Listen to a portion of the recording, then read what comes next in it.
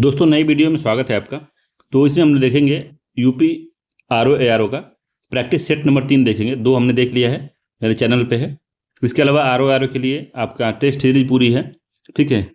Polity का short video भी आपके पास है, मतलब कि इंपॉर्टेंट जो आर्टिकल्स हैं जो मिलान के लिए कराता है वो भी है। धीरे धीरे जब तक एग्जाम आएगा तब तक हम लगभग और सब्जेक्टों का जो इंपॉर्टेंट टॉपिक है सबको मैं डाल दूंगा धीरे धीरे, ठीक है। इतिहास का, हिस्ट्री का हुआ, ज्योग्राफी का हुआ, जो जो इंपॉर्टेंट चीज़ें हैं उसको या तो शॉर्ट में भी डाल दूंगा, शॉर्ट वीडियो, या फिर 5 मिनट 10 मिनट 15 मिनट का वीडियो भी उसमें मैं डाल दूंगा। सबको आराम से आप देखिए, कोई आपको गलत नहीं होगा। आरओ आरओ का यहाँ से अधिक अगर वहाँ से पढ़ लिए हैं तो आपका सिलेक्शन एकदम तय है प्रीलिम्स में, कोई आपको रोकेगा नहीं। इतना ज़्यादा करा दिया हूँ मैं, और सब हर क्वेश्चन का समझ लीजिए 4 का एक्सप्लेनेशन कर करके सबको एकदम डिटेल में बताया हूँ, ठीक है।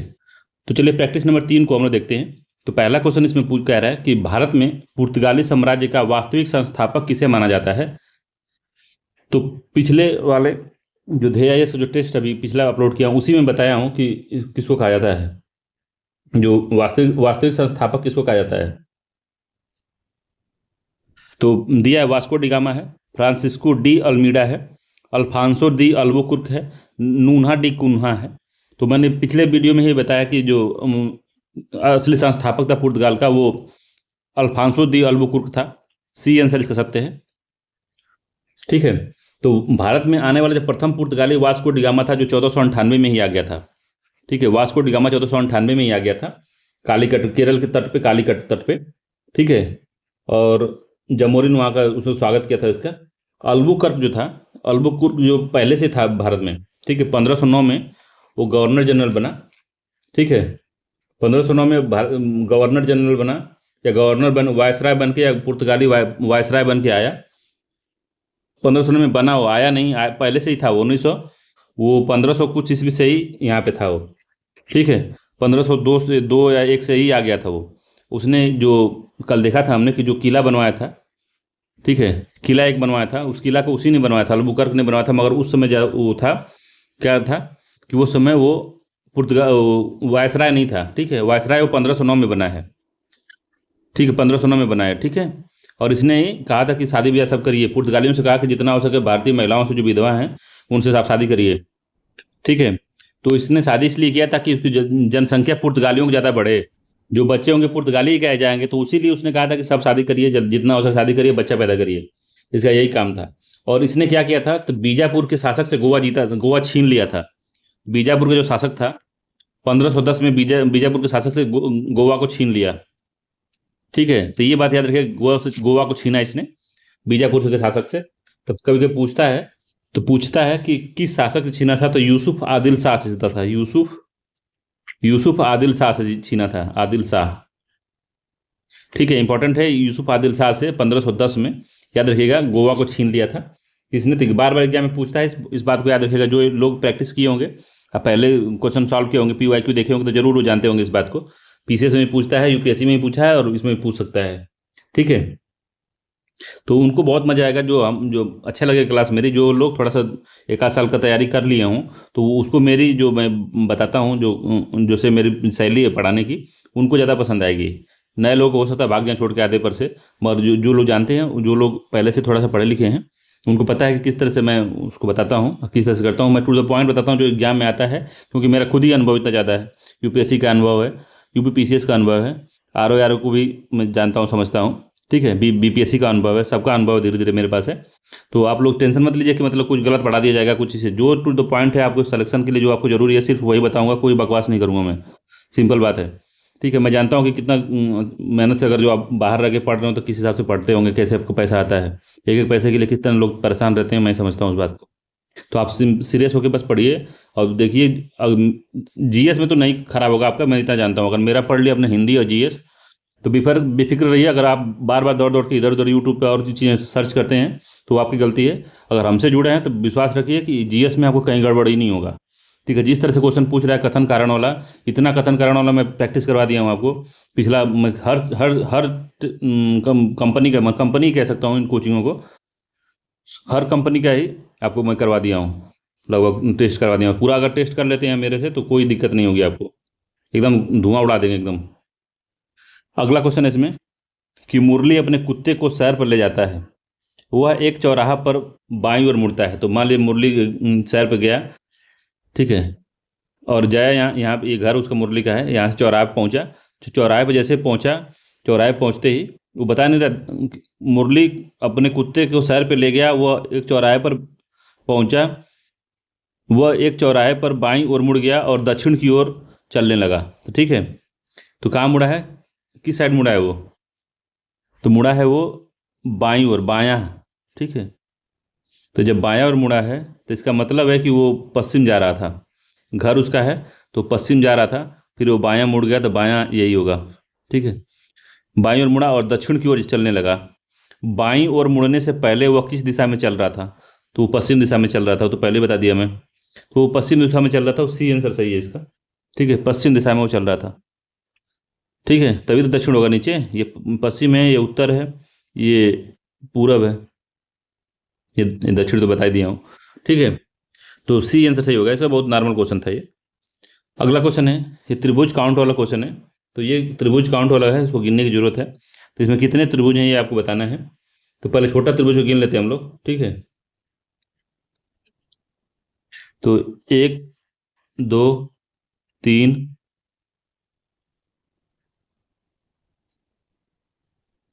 4 5 6, ठीक है, 7 8 9 10 11, ठीक है। तो 11 इस तरह से त्रिभुज बन गए। एक त्रिभुज एक दो को मिलेगा, 11 तो ऐसे हो गया, लिख दिया जो 11 हो गया, ठीक है। एक त्रिभुज होगा एक और दो को मिलके बनेगा, ठीक है। एक त्रिभुज एक और दो को लेके मिलके बना, ठीक है। एक एक और 11 को मिलके बना, देखते रहिए। एक जो है 8 और 9 को मिलके बना, 8 9 को। एक जो बना है 8 और 7 को मिलके बना है। एक बना है 4 और 5 को मिलके बना है। एक बना है 4 और 3 को मिलके। एक है बना है 5 और 6 को मिलके बना है, ठीक है।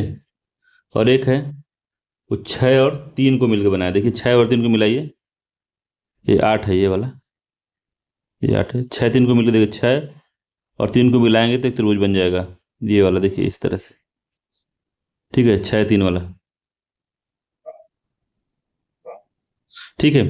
तो ये पूरा मामला तो गिन लीजिए। तो 11 तो पहले ही था, 11 12 13 14 15 16 17 18 19, 19 हो गया, ठीक है। तो एक अंक वाला अगर लेके चल रहे हैं तो 10 बन जाएगा यहाँ से, 19 ये हो गया। और कौन बनेगा, 4 अंकों को लेकर बनाते हैं, अगर हम एक अंक को लेकर बनाया तो हमको कितना मिला है, 1 2 3, 1 2 3 4 5 6 7 8 9 10,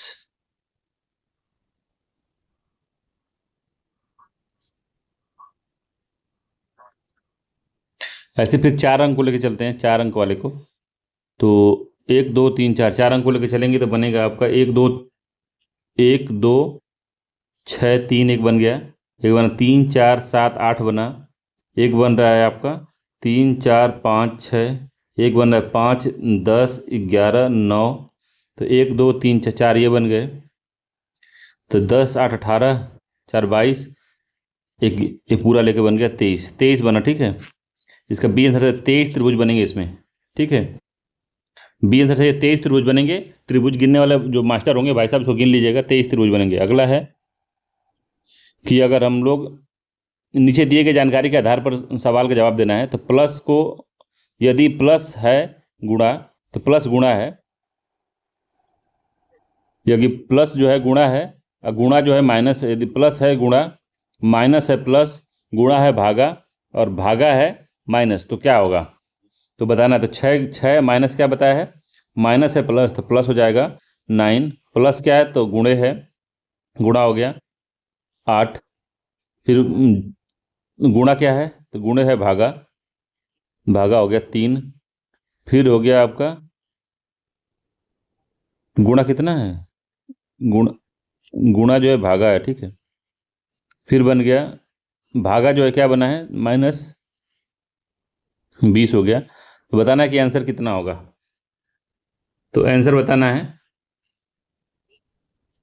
ठीक है। तो इसको लिख सकते हैं हम कि क्या लिख सकते हैं, आगे हो जाएगा 6 + 9 × 8/3 - 20। ठीक है, अब इसको जोड़ेंगे, अब तो निकल जाए, हो जाएगा 9 × 6 = 15। अच्छा, गुणते 3 3 लिखे, 3 से कट गया ये, 8 3 के 24 हो गया, तो 6 + 24 - 20 हो गया। ठीक है, तो कितना आ जाएगा ये, 30 - 20 = 10 आ जाएगा। ठीक है, सी आंसर है 10 आएगा इसका, सी वाला जो आंसर है वो सत्य है, 10 आएगा। ठीक, अगला है कि 5 मई 2023 में किसे 57वां जो है पुरस्कार सम्मानित किया गया। तो ये नया वाला हम लोग करंट अफेयर्स में करा दिया हूँ, पुरस्कार वाला, उससे देख लीजिएगा आप। ठीक है, आगे वाला ज्ञानपीठ पुरस्कार, जितने पुरस्कार ज्ञानपीठ पुरस्कार है, व्यास सम्मान है, सब बड़े बड़े सम्मान जितना जो एग्जाम में पूछता है, यूपी पीसीएस आरओ में, मेरी आप प्लेलिस्ट देख लीजिएगा, उसमें कल या परसों में करवाया हूँ। ठीक है, तो उसमें पुरस्कार और सम्मान वाला है, तो उसी से आएगा, उससे बाहर नहीं आएगा, बता दे रहा हूँ आपको। सम्मान अगर आएगा तो उन्हीं से, जो 6 महीने के अंदर जो सम्मान जितने दिए गए हैं, एक आध और करंट अफेयर्स पढ़ लीजिएगा, मगर उसी से आएगा। व्यास सम्मान, ज्ञानपीठ पुरस्कार है ये सब। तो ये छोड़ देते हैं, इसको ये भी छोड़ देते हैं, पुराना है, ये भी छोड़ देते हैं, 7वां भी छोड़ देते हैं। ठीक है, 7वां चंद्रयान पूछ सकता है, तो चंद्रयान के बारे में, चंद्रयान नहीं पूछेगा, पुराना हो गया काफ़ी, उस समय इंपॉर्टेंट था। ठीक, अगला है। ठीक है, तो इसे छोड़ देता हूँ। जो करंट अफेयर्स है, हम 2024 वाला 25 वाला करंट अफेयर्स हम लोग देखेंगे, और देखना शुरू भी कर दिए, मैं धीरे धीरे कोशिश कर रहा हूँ सबको अपलोड कर दूँ। तो पढ़ाने को तो हमको सभी पढ़ाना पड़ेगा, मगर जो इंपॉर्टेंट एग्जाम में आने वाला होता है, मैं उसको बता देता हूँ आपको करंट अफेयर्स में कि ये आने की संभावना ज़्यादा है इसकी। ठीक है, तो पढ़ाने को मुझे सारा पढ़ाना पड़ेगा। ठीक है, अगला है 8वें नंबर क्वेश्चन, कह रहा है कि बंगाल में 1765 में लागू द्वैध शासन व्यवस्था को किसने समाप्त कर दिया। तो द्वैध शासन लॉर्ड क्लाइव ने चालू किया, लॉर्ड क्लाइव ने चालू किया था, 1765 में लागू हो गया। कौन लागू किया था, तो वो लागू किया था लॉर्ड क्लाइव ने। ठीक, द्वैध शासन का मतलब ये था कि जो मेन जो मुख्य जहाँ से पैसा आने वाला मामला था, वो पूरा जो था अंग्रेजों ने अपने पास ले लिया। जो प्रशासन करने वाला था, पैसा खर्चा करने वाला था, जो प्रशासन करने वाला था, जिसमें जिम्मेदारी ज़्यादा थी, उसको दे दिया, वहाँ के बंगाल के नवाबों को दे दिया। तो ये सब नाटक कर दिए, सब लॉर्ड क्लाइव किया, तो उसको समाप्त किया था आपको वारेन हेस्टिंग ने। इसका बी आंसर सही है, वारेन हेस्टिंग जब आया तो इसको समाप्त कर दिया।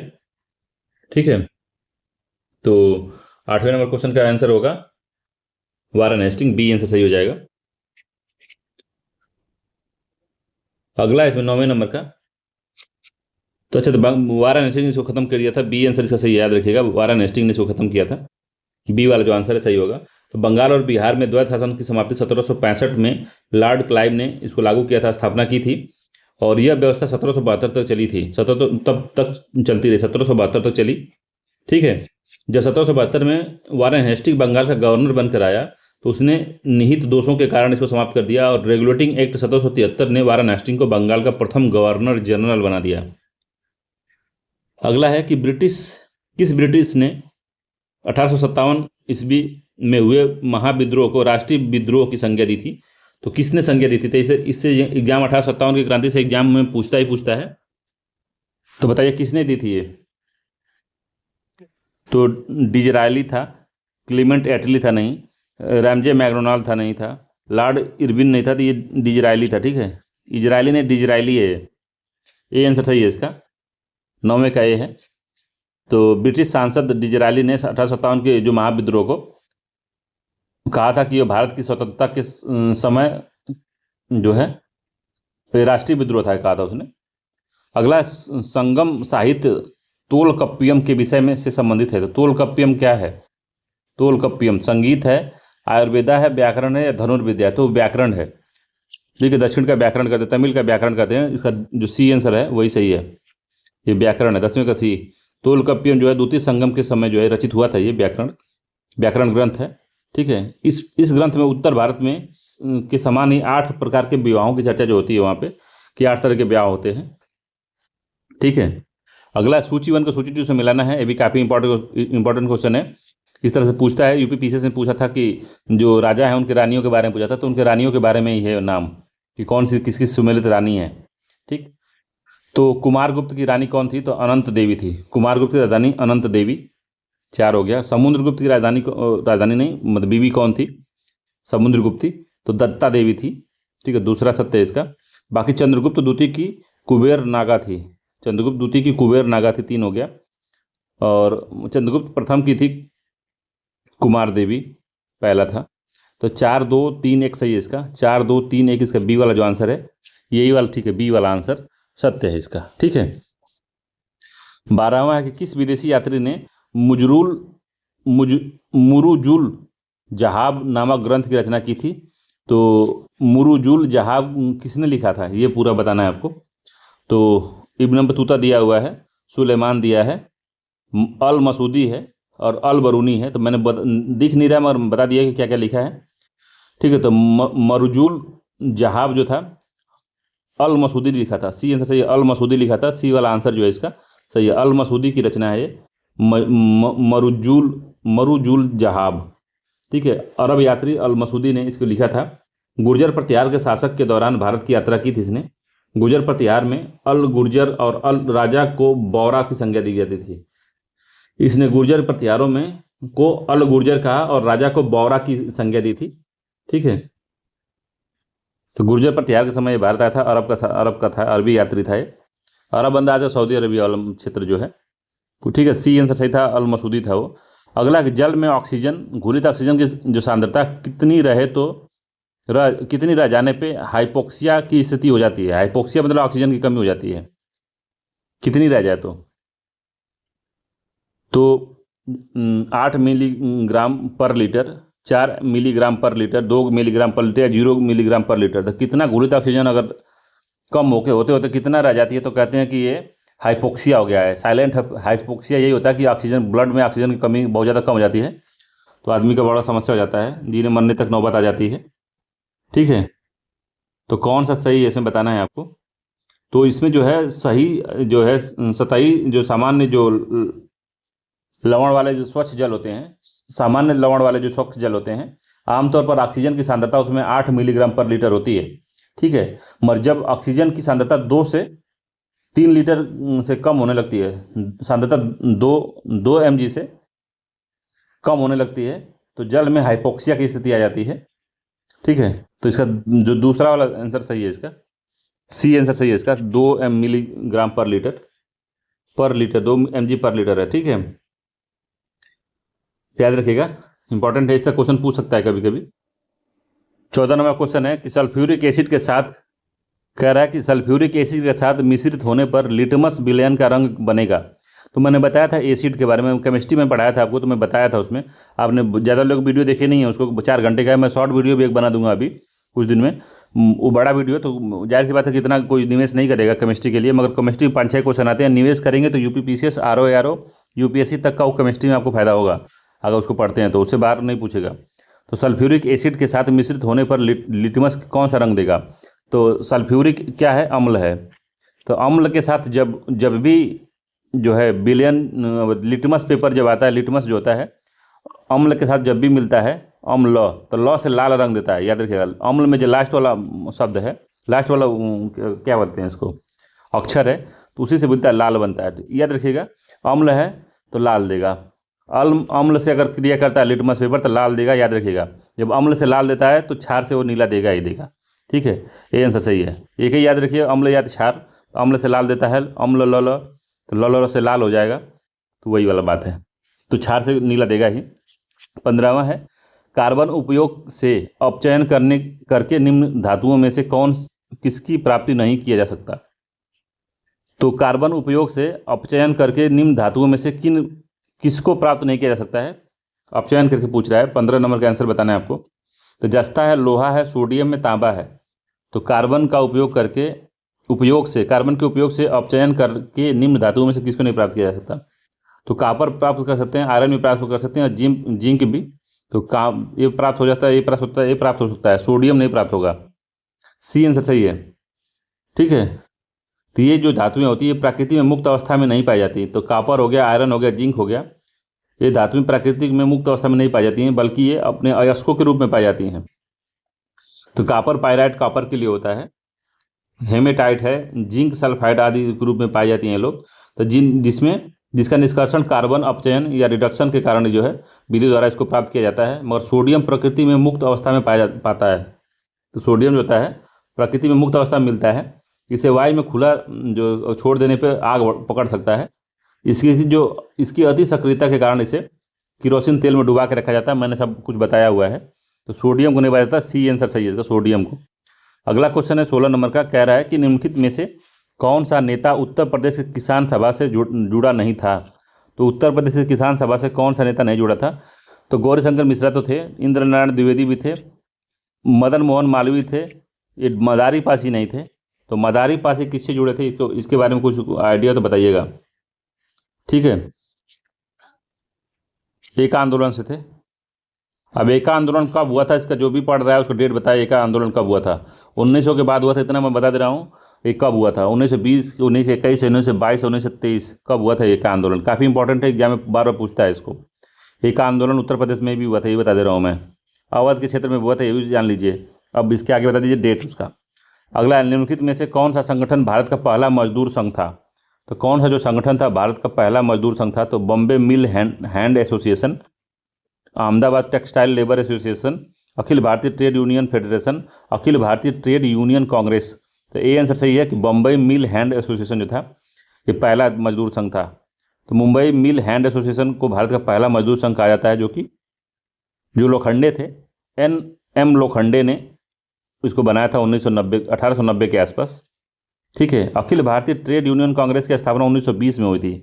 ठीक है, अखिल भारतीय ट्रेड यूनियन की स्थापना 1920 में हुई थी, इसको याद रखिएगा। इसके पहले अध्यक्ष कौन थे? तो सब लोग जानते होंगे, इसके पहले अध्यक्ष लाला लाजपत राय जी थे। ठीक है, अगला कि भारतीय राष्ट्रीय कांग्रेस के प्रथम अधिवेशन जिसका आयोजन जो था मुंबई में किया गया था, उसमें कुल कितने सदस्यों ने भाग लिया था? तो 72 सदस्यों ने भाग लिया था, सी आंसर सही है, 72 सदस्यों ने भाग लिया था, याद रखिएगा। अगला है कि नीचे कथन और कारण बताना है। कथन कारण दिया हुआ है, बीमारी का नाम है और प्रयुक्त लेंस है। तो हाइपर मेट्रोपिया है, मतलब दूरदृष्टि दोष। तो दूरदृष्टि दोष के लिए कौन सा जो लेंस होता है तो दूर तक फैलाता है, कौन? तो कौन सा लेंस दूर तक फैलाता है? तो अवतल लेंस दूर तक फैलाता है। तो हाइपर माइट्रोपिया के लिए किसका यूज होगा? तो अवतल लेंस का होगा कि उत्तल लेंस का होगा? कि ये क्या करता है? दूरदृष्टि का मतलब क्या होता है? दूरदृष्टि में क्या होता है? उल्टा होता है। दूर नज़दीक की वस्तुएं जो है, दूर की वस्तुएं सही नहीं दिखाई देंगी, नज़दीक की वस्तुएं सही दिखाई देंगी। तो दूरदृष्टि में क्या होगा? दूर की वस्तुएं सही से दिखाई देंगी उसके, मगर नज़दीक की वस्तुएं सही नहीं दिखाई देंगी, उसका फोकस सही से नहीं आ पाता है। ठीक है, कार्निया की वक्रता के कारण जो है इसका प्रकाश जो है ठीक से फोकस नहीं हो पाता। तो ठीक से फोकस करने के लिए हमको हमेशा उत्तल लेंस की जरूरत होती है। जो ठीक से फोकस कराना है आपको, तो हमेशा आपको उत्तल लेंस की जरूरत पड़ेगी। उत्तल लेंस कैसे बनता है? उट्ठल लेंस, या भोजपुरी में कहते हैं उट्ठल लेंस। तो उठला का मतलब होला कि इस तरह से उठा हुआ भाग, ये वाला उट्ठल लेंस मतलब ऐसा लेंस। ठीक है, उठा हुआ, जिसका भाग उठा हुआ उसको उत्तल लेंस कहते हैं। तो उत्तल लेंस का प्रयोग होता है हाइपर मेट्रोपिया में। ठीक है, तो हाइपर मेट्रोपिया क्या होता है? तो दूरदृष्टि दोष होता है हाइपर मेट्रोपिया। ठीक है, तो दो चीज़ से मैं समझाता हूँ आपको। हाइपर मेट्रोपिया कैसे समझे कि दूरदृष्टि की बात है? तो हाइपर मेट्रोपिया देखिए कितना बड़ा लिखा है, दूर तक फैला है ये हाइपर मेट्रोपिया। मायोपिया देखिए छोटा लिखा है। तो बड़ा सा हाइपर मेट्रोपिया मतलब है कि दूरदृष्टि, जिस बच्चों को भूल जाता है, बहुत सारे बच्चे होंगे जिनको भूल जाता है, इंग्लिश में दे देगा तो समझ ही नहीं आएगा दूरदृष्टि पूछा है कि नज़दीक दृष्टि पूछा है। तो मैं इसीलिए बता रहा हूँ आपको कि हाइपर मेट्रोपिया लंबा देखिए लिखा हुआ है। हाइपर मेट्रोपिया देखेंगे तो 1 2 3 4 5 6 7 8 शब्द, इसमें 8 जो है शब्दों का यूज हुआ है। शब्द कहते हैं कि 8 अक्षर का यूज हुआ है लगभग। मायोपिया में देखिए 1 2 3 4 ही अक्षर का यूज हुआ है। तो जो बड़ा है वो दूरदृष्टि वाला है। ठीक है, तो हाइपर मेट्रोपिया जब पूछे तो समझ लीजिए दूरदृष्टि पूछ रहा है। और दूरदृष्टि में क्या होता है कि जो नज़दीक की वस्तुएं होती हैं उस पर फोकस सही से नहीं बन पाता है। तो फोकस सही से बनाने के लिए हमेशा हमको उट्ठल लेंस का यूज किया जाता है। जो उठा हुआ लेंस है उसको उत्तल लेंस कहते हैं।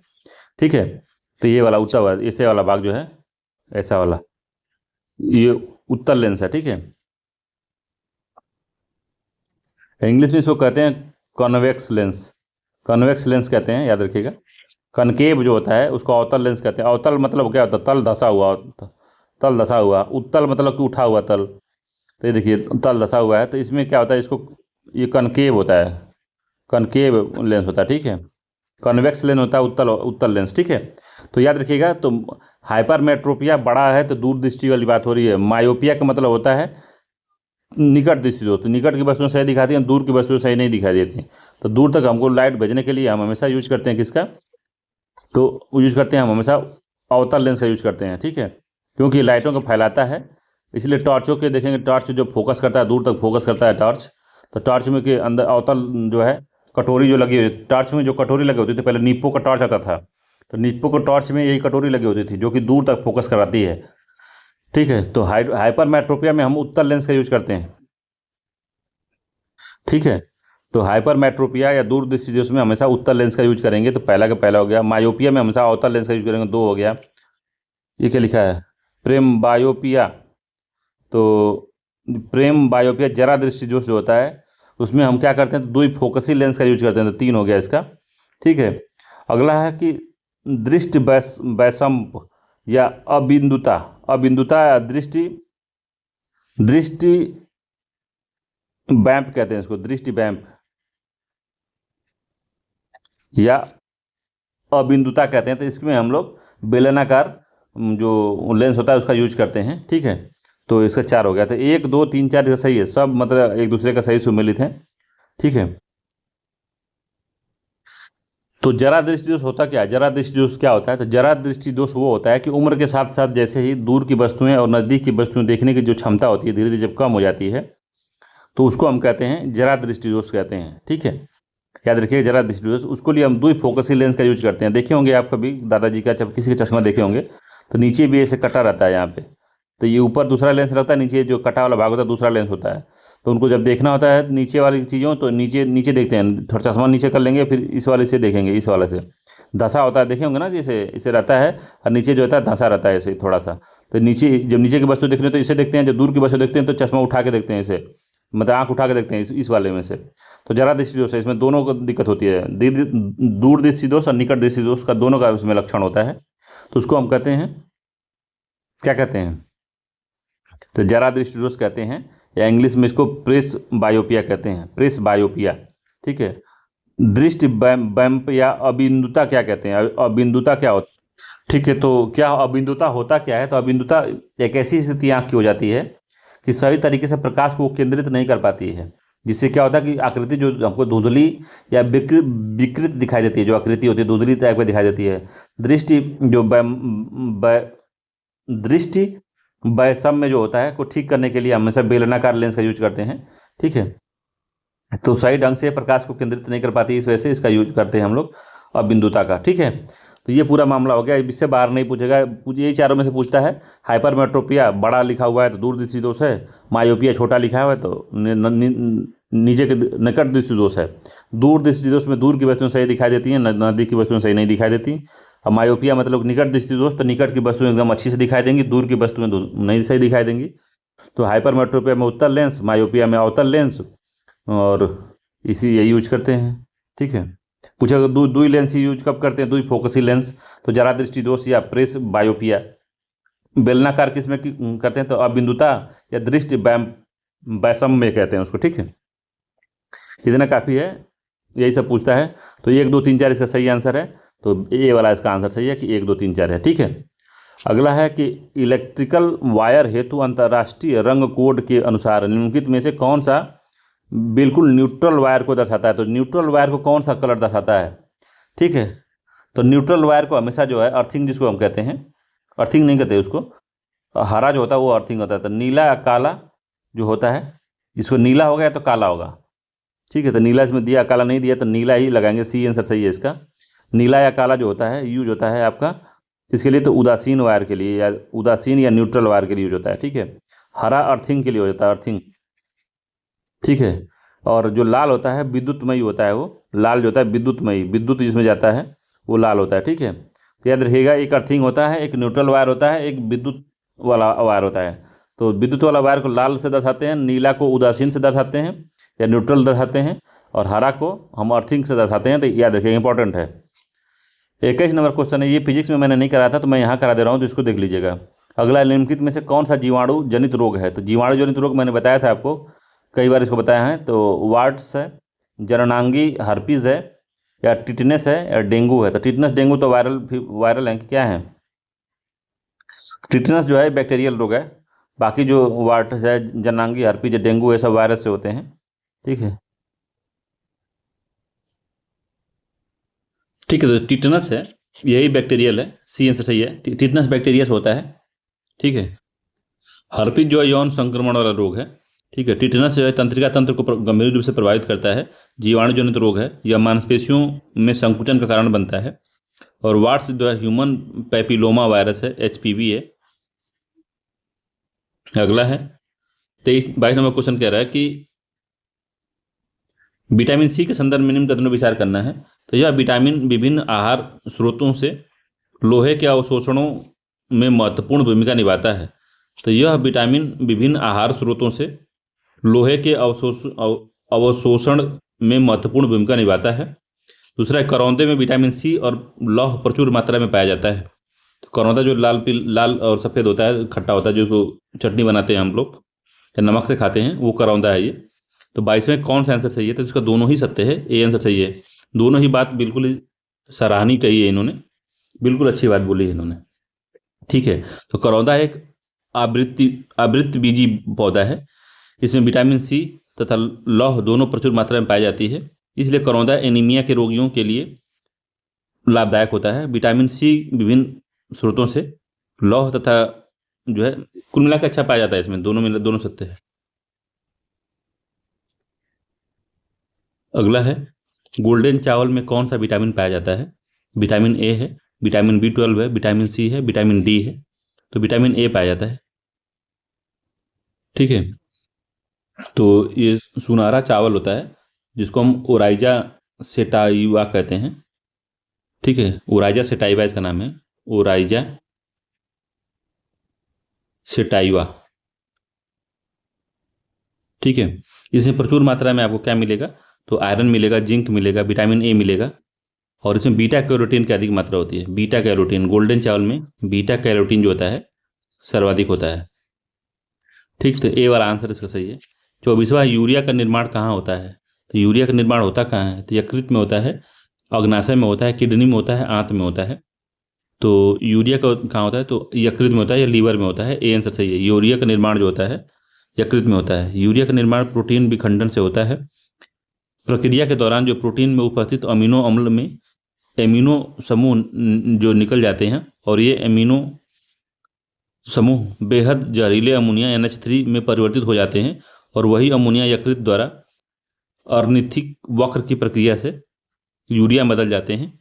तो ए आंसर सही, यकृत से निकलता है। निर्माण इसका कहाँ होता है? तो यकृत में होता है, किडनी से बाहर निकल जाता है, मूत्र के मार्ग से। अगला 25 नंबर क्वेश्चन है कि श्वसन तंत्र के बारे में असत्य कथन की पहचान करना है। श्वसन तंत्र के बारे में बताना है क्या असत्य है। तो ऊर्जा उत्पादन के दौरान ग्लूकोज का पायरूवेट में विघटन कोशिका द्रव में ग्लाइकोलिसिस प्रक्रिया से होता है। तो ग्लाइकोलिसिस प्रक्रिया से ही होता है। ठीक है। तो ऊर्जा का जो निर्माण होता है, असत्य कथन पहचानना हमको। अच्छा, एक ही सिंगल ही है। तो पहला कि ऊर्जा के उत्पादन के दौरान ग्लूकोज का पायरूवेट में विघटन कोशिका द्रव्य में ग्लाइकोलिसिस प्रक्रिया के द्वारा होता है। तो पहला ठीक है। हमको क्या पहचानना है? असत्य कथन पहचानना है। ठीक है। दूसरा है, वायु की वह मात्रा जो अंतःश्वसन प्रभाव के बाद निष्कासित की जाती है फेफड़े का आयतन कहलाती है। ठीक है। तो वायु की वह मात्रा अधिकतम जो अंतःश्वसन प्रभाव के बाद निष्कासित की जाती है और फेफड़े का आयतन कहलाती है।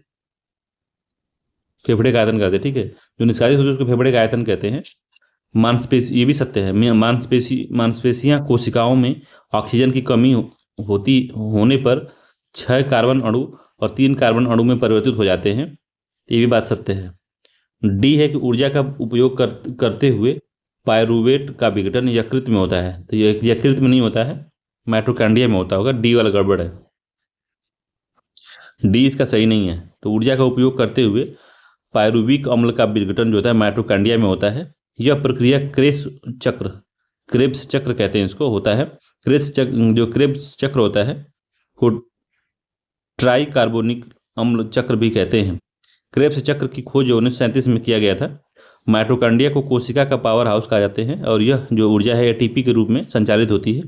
तो क्रेब चक्र पूछे अगर कभी आपसे, क्रेब्स चक्र क्या होता है, तो यही होता है कि पायरुविक अम्ल से का विघटन जब माइटोकॉन्ड्रिया में होता है, ठीक है, तो वो क्रेब चक्र के साइकिल में होता है। ठीक है, डी वाला इसका सही है, डी वाला। अगला है 26 नंबर का कि इंडिया होम रूल सोसाइटी की स्थापना श्यामजी कृष्ण वर्मा ने कहाँ की थी।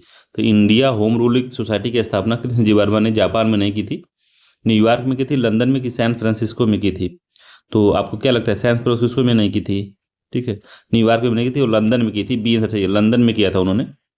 ठीक है, तो काफ़ी महत्वपूर्ण जो विदेश विदेश विदेश विदेश में रह के और जो स्वतंत्रता आंदोलन चलाना में सबसे अच्छा नाम उनका है श्यामजी कृष्ण वर्मा का भी आता है। ठीक है, तो इंडियन होम रूल सोसाइटी की स्थापना 1905 में इन्होंने किया था, 1905 में इन्होंने किया था। तो श्यामजी वर्मा द्वारा लंदन में किया गया था 1905 में। संस्था द्वारा इंडिया हाउस स्थापित किया गया था, तो इसी संस्था ने इंडिया हाउस भी स्थापित किया था। इंडिया हाउस, यहाँ जाके लोग जो जाते थे इंडिया से, तो यहाँ उनको रहने का शरण मिल जाती थी, कोई दिक्कत नहीं होती थी इनको। इंडिया हाउस द्वारा इंडियन सोशियोलॉजिस्ट नामक एक पत्र निकाला गया था। तो इंडिया हाउस जो थी उसके यहाँ इंडियन सोशियोलॉजिस्ट नाम का एक पत्र निकाला गया था। ठीक है, तो लंदन में किए थे 1905 में, याद रखिएगा। अगला है कि भारतीय राष्ट्रीय कांग्रेस के प्रथम यूरोपीय अध्यक्ष कौन बने थे। तो कौन थे प्रथम यूरोपीय अध्यक्ष, तो एओ ह्यूम्स सचिव बन गए थे, ये नहीं थे। विलियम बेडरबन में नहीं थे, जॉर्ज यूलो थे, सी आंसर सही है, जॉर्ज यूलो। ठीक है, तो 1888 में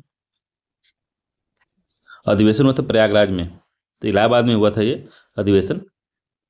तो इसमें क्या हुआ था कि जॉर्ज यूलो को अध्यक्ष बनाया गया था।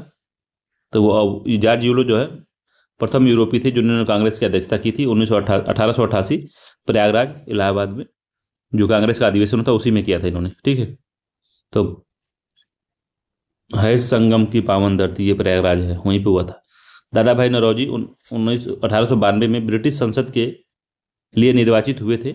वह किस क्षेत्र से चुनाव जीते थे। तो लिवरपूल से जीते थे, फिन्सबरी से, लंदन से, आयरलैंड से। कहाँ से जीते थे वो, तो वो जीते थे फिन्सबरी से, बी आंसर चाहिए, फिन्सबरी से जीते थे। तो 1892 से 95 में निर्वाचित होने वाले पहले भारतीय थे वो। ठीक है, दादा भाई नौरोजी ब्रिटिश संसद सदस्य 1892 से 95 में थे, 3 साल के लिए थे, और वे फिन्सबरी से चुनाव जीतकर सदस्य बने थे वहाँ के। और भारत का महान वयोवृद्ध पुरुष भी इनको कहा जाता है। ठीक है, ओल्ड मैन ऑफ इंडिया कहा जाता था इनको।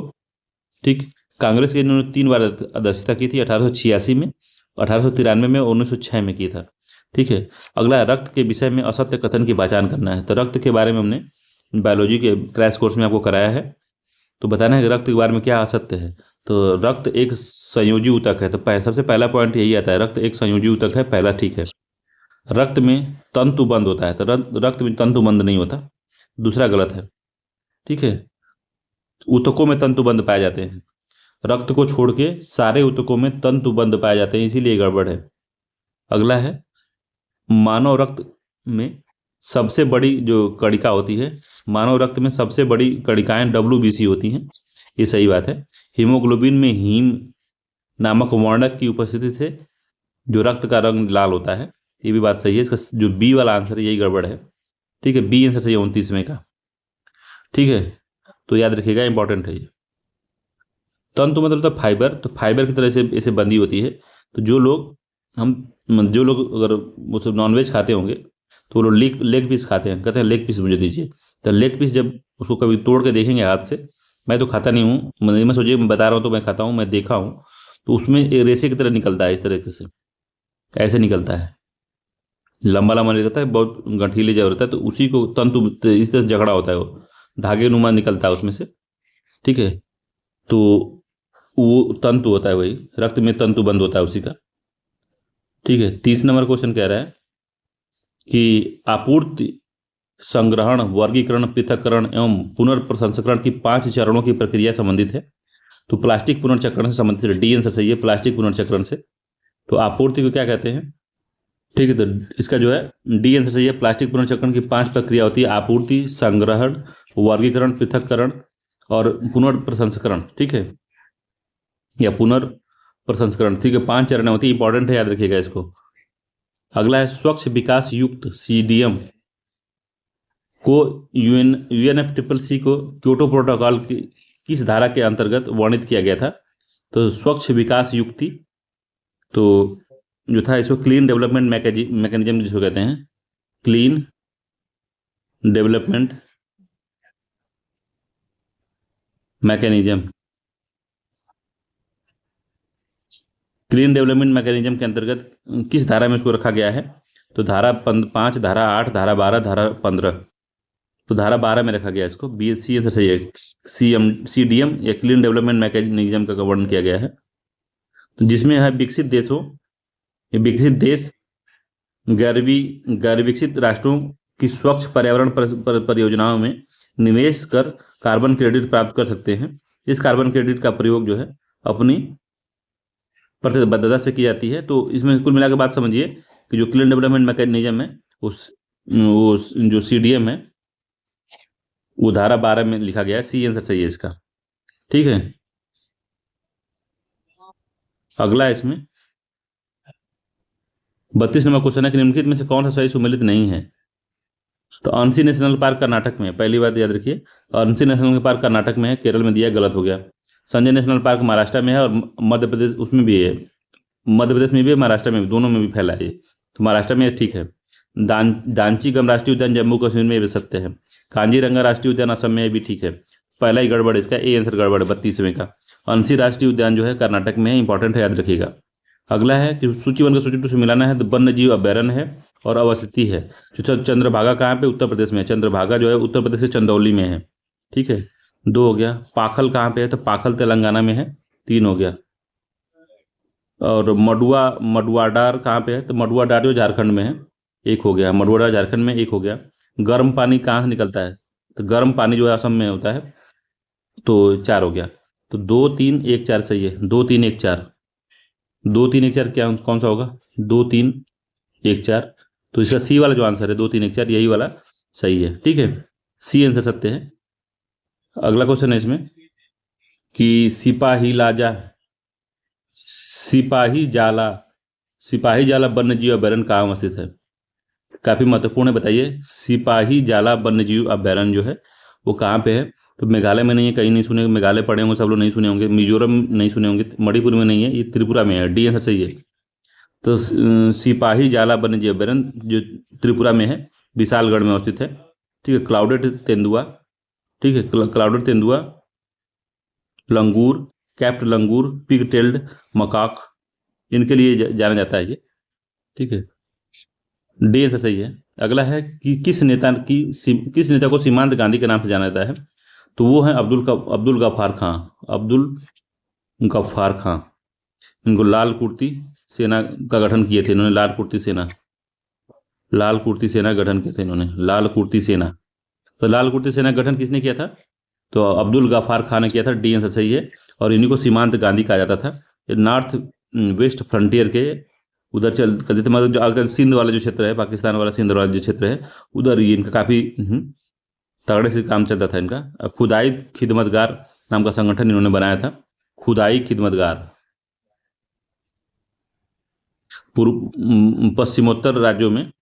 पश्चिमोत्तर राज्य जैसे कि पंजाब हरियाणा वाला जो सिंध वाला जो क्षेत्र है, उस क्षेत्र में काफ़ी प्रचलित थे। यह पहले गैर भारतीय थे जिन्हें भारत रत्न मिला था। तो गैर भारतीय पाकिस्तान की तरफ चले गए थे, मगर इनको मिला था सीमांत गांधी, इनको कहा जाता था। खुदाई खिदमतगार इनका संगठन था और इनके जो सेना थी लाल कुर्ती सेना थी, ठीक है, लाल कपड़ा पहनते थे वो लोग। अगला है सूची 1 को सूची 2 से मिलाना है, ठीक है। तो सुरेंद्र नाथ बनर्जी, लाला हरदयाल गदर हो गया। बिपिन चंद्र पाल, तो श्याम जी कृष्ण वर्मा ने इंडियन सोशियोलॉजिस्ट को हमने देखा था, 4 हो गया ये, ठीक है। बाकी सुरेंद्र नाथ बनर्जी ने बंगाली चलाया था, 2 हो गया। बिपिन चंद्र पाल ने वंदे मातरम किया था, 3 हो गया। 2 1 3 4 थे, ये चारों इंपॉर्टेंट है, महा इंपॉर्टेंट है, इसको नोट कर लीजिएगा, एग्जाम में पूछता है, घुमा फिरा के याद रखिएगा। 2 1 3 4 सही है इसका, तो इसका बी आंसर सही है, 2 1 3 4, ठीक है, 2 1 3 4, ठीक है, काफी इंपॉर्टेंट है। बिपिन चंद्र पाल का जो है वंदे मातरम महत्वपूर्ण है, याद रखिएगा, बी आंसर सही है इसका।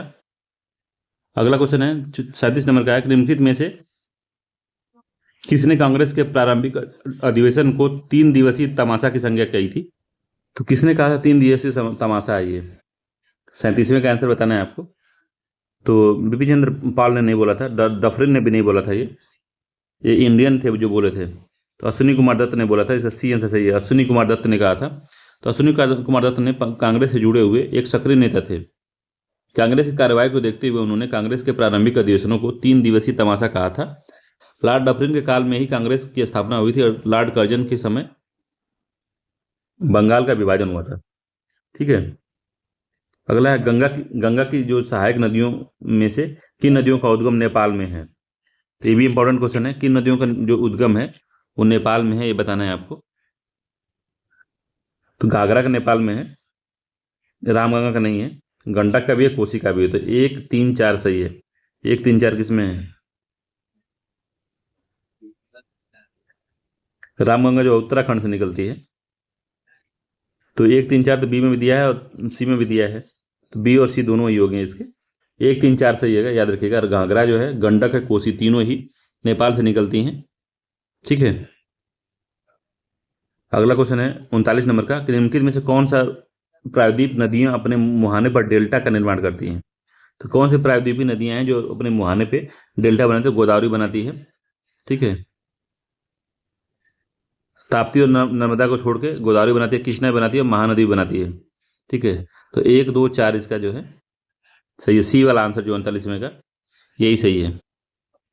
बाकी ताप्ती नदी जो है सेंचुरी करें एस्चुरी बनाती है, सेंचुरी नहीं एस्चुरी बनाती है। 40वां है, सोपान कृषि अपरदन को नियंत्रित करती है, कारण है, कथन कारण वाला क्वेश्चन है जो कि बार बार पूछ रहा है, पिछली बार वाले में बहुत ज़्यादा पूछा था। तो सोपान कृषि अपरदन को नियंत्रित करती है, कारण है कि पश्चिमी और मध्य हिमालय में सोपान अथवा सीढ़ीदार कृषि काफ़ी विकसित है। तो आप कथन और इसका जो कारण है आप कह सकते दोनों सत्य मगर व्याख्या नहीं कर रहा है। पश्चिमी और मध्य हिमालय में अगर सोपान और अथवा सीढ़ीदार कृषि अगर विकसित है, इसका यह मतलब नहीं हुआ कि सोपान कृषि अपरदन को नियंत्रित करती है, इसीलिए इसका बी वाला आंसर जो है सत्य है। ठीक है, तो 41 नंबर क्वेश्चन है, कह रहा है कि वाइल्ड लाइफ प्रोटेक्शन एक्ट जो है, wild life protection act 1972 WPA wild life protection act 1972 के बारे में क्या शामिल नहीं है इसमें? तो संकटग्रस्त जातियों के बचाव, तो ये तो शामिल है, ठीक है। शिकार पर प्रतिबंध ये भी शामिल है। जंगली जीवों के व्यापार पर जोर नहीं है, सी वाला से शामिल नहीं है। बाकी वन्य जीव आवासों का कानूनी संरक्षण, तो ये भी ठीक है। इसका सी वाला सत्य है कि जंगली जानवरों का जो व्यापार पर जोर नहीं दिया जाता इसमें, ठीक है, तो यही वाला नहीं है। अगला इसमें WPA जो एक्ट है वो जो है कानूनी संरक्षण प्रदान करता है फ्लोरा और फौना को, मतलब जीव और जंतुओं को, और बाकी पेड़ पौधों को भी शामिल करता है ये। अगला 42 नंबर का, कि कार्बनिक कृषि का वर्तमान समय में अधिक प्रचलन है, कारण क्या है? कथन कारण वाला क्वेश्चन है। तो कथन कहा है कि कार्बनिक जो कृषि का वर्तमान समय में अधिक प्रचलन है, कारण है कि पर्यावरण पर इसका नकारात्मक प्रभाव पड़ता है। कौन सा कथन सही है इसमें? तो कार्बनिक कृषि का पर्यावरण पर नकारात्मक प्रभाव नहीं पड़ता है, ये गलत है। बाकी पहला सही है, तो एक सत्य है, इसका आर है असत्य, सी आंसर सही है। तो कार्बनिक कृषि का अधिक प्रचलन है क्योंकि यह उर्वरकों तथा कीटनाशकों जैसे कारखानों में निर्मित रसायनों के बिना एक कृषि की जाती है और पर्यावरण पर नकारात्मक प्रभाव नहीं पड़ता है इससे, ठीक है।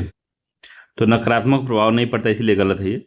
अगला 43 नंबर क्वेश्चन कह रहा है कि निम्नलिखित पर विचार करना है। तो भारत विश्व की प्राचीनतम संस्कृतियों में से एक है, भारत का विश्व इतिहास में महत्वपूर्ण योगदान रहा है, उपरोक्त में से कौन सा सही है? तो भारत जो है विश्व की प्राचीनतम संस्कृतियों में से एक है, ये बात बिल्कुल सही है। दूसरा भी सही है कि भारत का विश्व इतिहास में महत्वपूर्ण योगदान रहा है, ठीक है। दोनों कथन सही है, सी वाला जो आंसर है इसका वो सत्य है, दोनों ही कथन सही है इसमें, ठीक है। अगला क्वेश्चन है इसमें 43 नंबर का, 44 नंबर का, कि भारत के क्षेत्रफल का कितना परसेंटेज हिस्सा जो है पठार है? तो भारत का कितना परसेंट हिस्सा जो है पठारी क्षेत्र में आता है, तो बताना है आपको। तो 20%, 27%, 32%, 35%, तो 27% रहता है, बी आंसर सही है, वो 27% है, ठीक है।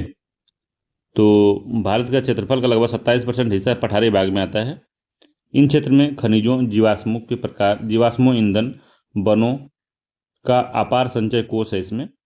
ठीक है। भारत में भूमि पर विभिन्न प्रकार की भू आकृतियां जैसे पर्वत, पठार, मैदान पाए जाते हैं। लगभग 43% भूभाग पर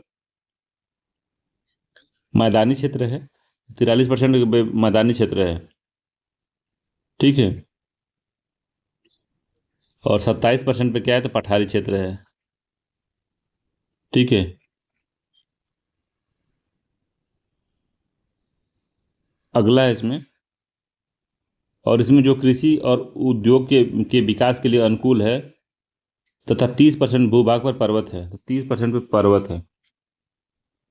तो हो गया, इसमें हो गया 477 हो गया, 27 100 हो गया। तो 30% में पर्वत है, 27% पठारी भाग है और 43% मैदानी क्षेत्र है।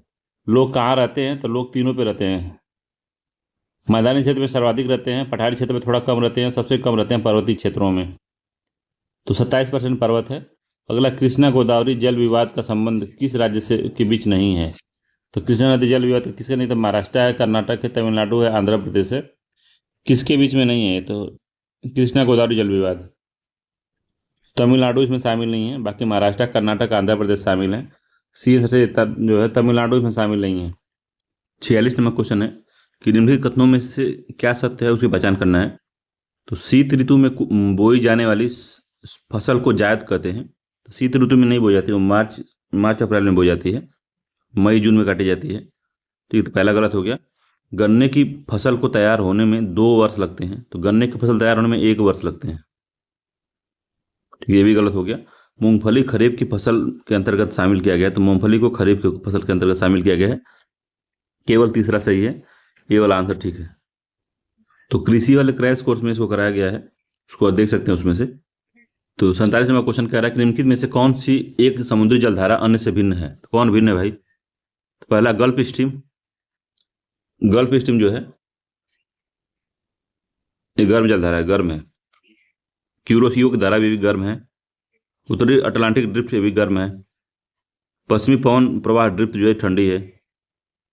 तो डी वाली जो है अलग सबसे भिन्न है इसमें। तो डी आंसर सही होगा। 48वां, निम्नलिखित में से किस पुस्तक को बंगाल का बाइबिल कहा जाता है। तो ये भी इंपॉर्टेंट क्वेश्चन है। बंगाल का बाइबिल किसको कहा जाता है, गोरा को, गीता को, आनंद मठ को, देवदास को। तो आनंद मठ को कहा जाता है, सी आंसर सही है। तो बंकिम चंद्र चटर्जी ने लिखा था, बंकिम चंद्र चटर्जी का उपन्यास है आनंद मठ को बंगाल का बाइबिल कहा जाता है। इस ग्रंथ का जो कथानक बंगाल में हुए सन्यासी विद्रोह पर आधारित है। ठीक है, सन्यासी विद्रोह पर आधारित है। गोरा किसकी लेखक है, गोरा, तो गोरा रविन्द्रनाथ टैगोर की पुस्तक है। तो गोरा जो है रविन्द्रनाथ टैगोर की है। ठीक है। अगला, किस हिंदू शाही शासक ने अग्नि में कूद कर आत्महत्या कर ली थी। तो कौन सा हिंदू शाही शासक था जो कि अग्नि में कूद कर हत्या की थी। तो कुमारपाल, जयपाल, विजयपाल, आनंदपाल। कौन वो पाल था, जयपाल था, बी आंसर सही है। तो हिंदू शाही शासक जयपाल महमूद गजनवी से पराजय के पश्चात जो है आत्मग्लानि के कारण वो आत्महत्या कर ली, आग में कूद कर आत्मग्लानि हो गई उसको। ठीक है। हिंदू शाही राज्य की राजधानी जो थी उदय भांडपुर थी, और आनंदपाल जयपाल का पुत्र था। ठीक है। तो जयपाल था, याद रखिएगा। गजनवी से हार गया था, मोहम्मद गजनवी से, महमूद गजनवी से हार गया था, इस वजह से कूद गया। अगला है, फिरोज शाह तुगलक ने हब ए सर्ब नामक एक सिंचाई कर लगाया था। यह कर उपज का कितना परसेंटेज था। तो हक ए सर्ब जो है उपज का कितना परसेंटेज था, 33%, 20%, 40%, 10%। 10% था, डी आंसर सही है इसका, 10% था वो। 51वां क्वेश्चन है कि दक्षिण पश्चिमी एशिया में निम्न में से स्थल अवरुद्ध देश है। तो कौन सा इसमें जो है लैंडलॉक कंट्री है, चारों तरफ से भूअबद्ध है, कहीं वो समुद्र से नहीं मिलता है। तो कम्बोडिया तो खुला है, मलेशिया भी खुला है, थाईलैंड भी खुला है, लाओस नहीं है। तो लाओस जो है दक्षिण पूर्व एशिया में एकमात्र स्थल रुद्ध देश है। इसकी सीमाएं चीन से लगती हैं, म्यांमार से लगती हैं, वियतनाम से, थाईलैंड से, ठीक है, और कम्बोडिया से लगती हैं। नेपाल, भूटान भी स्थल रुद्ध देश हैं। थाईलैंड एक स्थल रुद्ध देश नहीं है, क्योंकि इसकी जो एक सीमा है दक्षिण चीन सागर से लगती है। कर्क रेखा नहीं गुजरती है, तो कर्क रेखा जो कहाँ से नहीं गुजरती है, तो भारत से गुजरती है वो ईरान से नहीं गुजरती होगी, ठीक है। बाकी मैक्सिको से, मिस्र से गुजरती होगी। कर्क रेखा ईरान से नहीं गुजरती, सी आंसर सही है, ठीक है।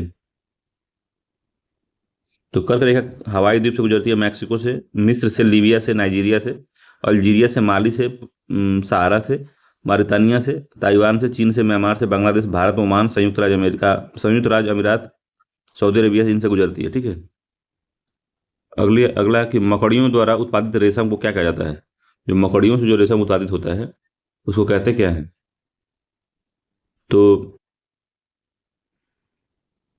टसर नहीं कहा जाता, मूंगा भी नहीं कहा जाता, अहिंसा रेशा भी नहीं कहा जाता। ये कहा जाता है ये वाला है जो सी वाला, गाश्मीर रेशम, गाश्मीर रेशम कहा जाता है उसको, ठीक है। गाश्मीर रेशम है। अगला है सूची 1 को सूची 2 से मिलाना है, बताना क्या सही है। जनजातियां हैं और अवस्थिति है, तो जारवा है, कुकी है, थारू है, गोंड है। तो कुकी तो बताए हैं, कुकी मणिपुर में है, ठीक है। जारवा भी अंडमान निकोबार में है। थारू जनजाति उत्तर प्रदेश में पाई जाती है, और मध्य प्रदेश में गोंड पाई जाती है, ठीक है। तो 4-3-1-2 सही है इसका, 4-3-1-2 इसका बी वाला जो आंसर है 54 का, 54 का बी आंसर सही है, ठीक है। अगला है कि 55 की भारत की स्वर्णिम चतुर्भुज परियोजना जोड़ी जाती है। तो भारत की जो स्वर्णिम चतुर्भुज योजना है वो किसको किसको जोड़ता है? तो दिल्ली से मुंबई को, चेन्नई को कोलकाता से।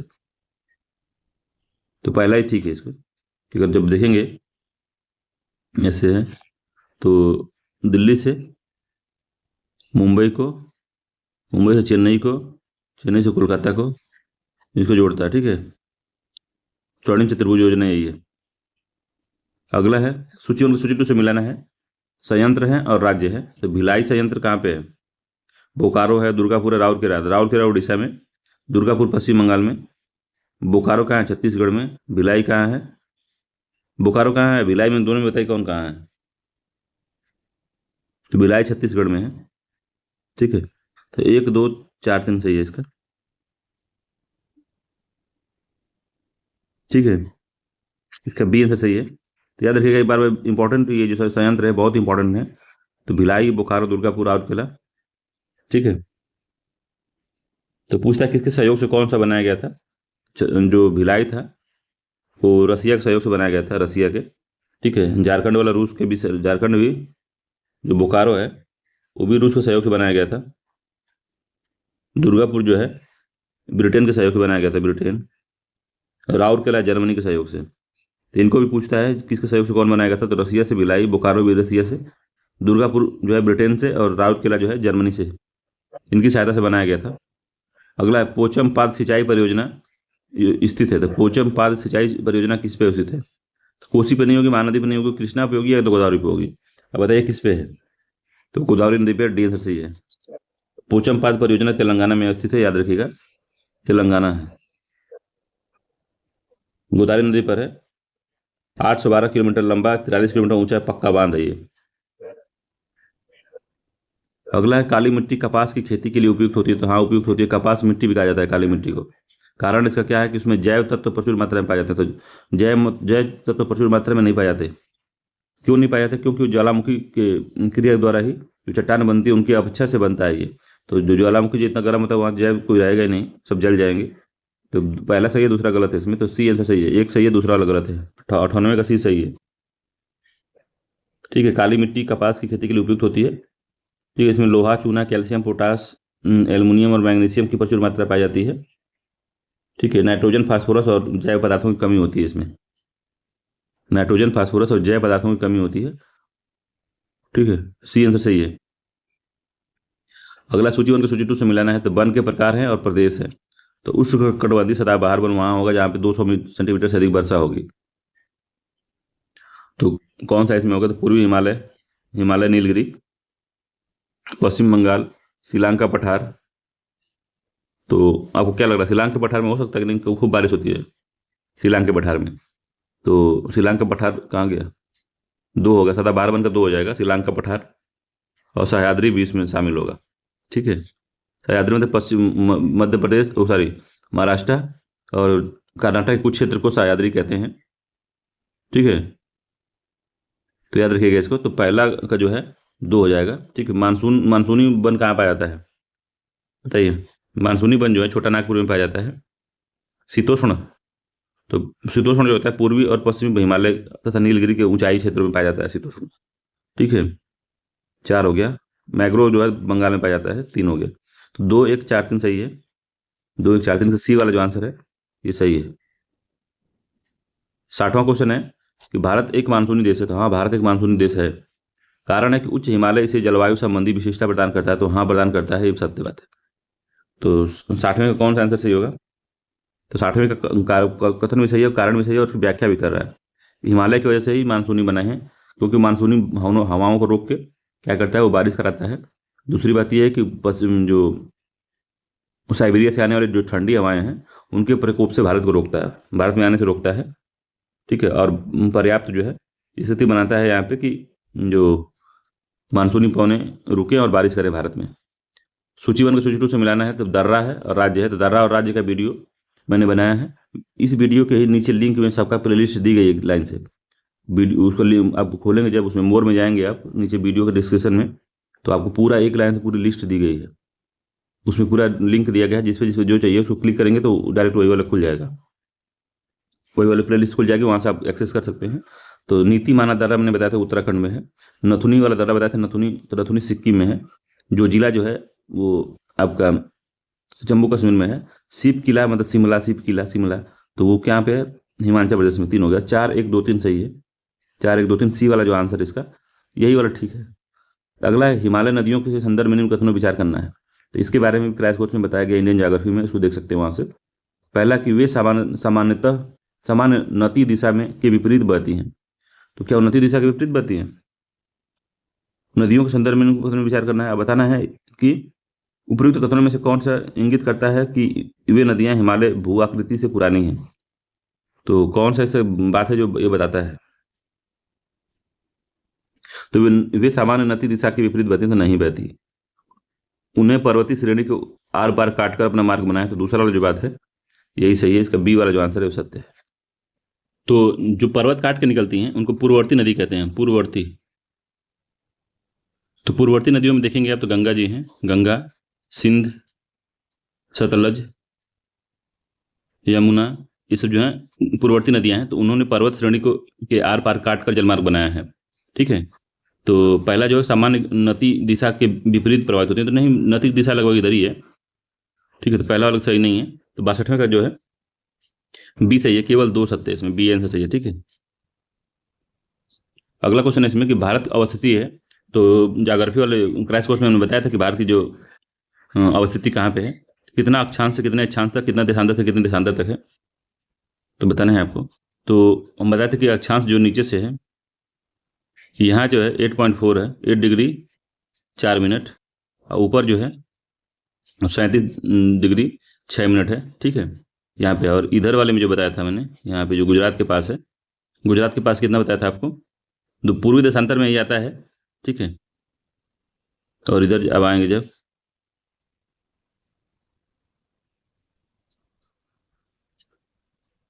तो ये जो क्षेत्र यहाँ पे अरुणाचल प्रदेश वाला, तो यहाँ पे कितना आता है? तो यहाँ लगभग 97.25 आता है।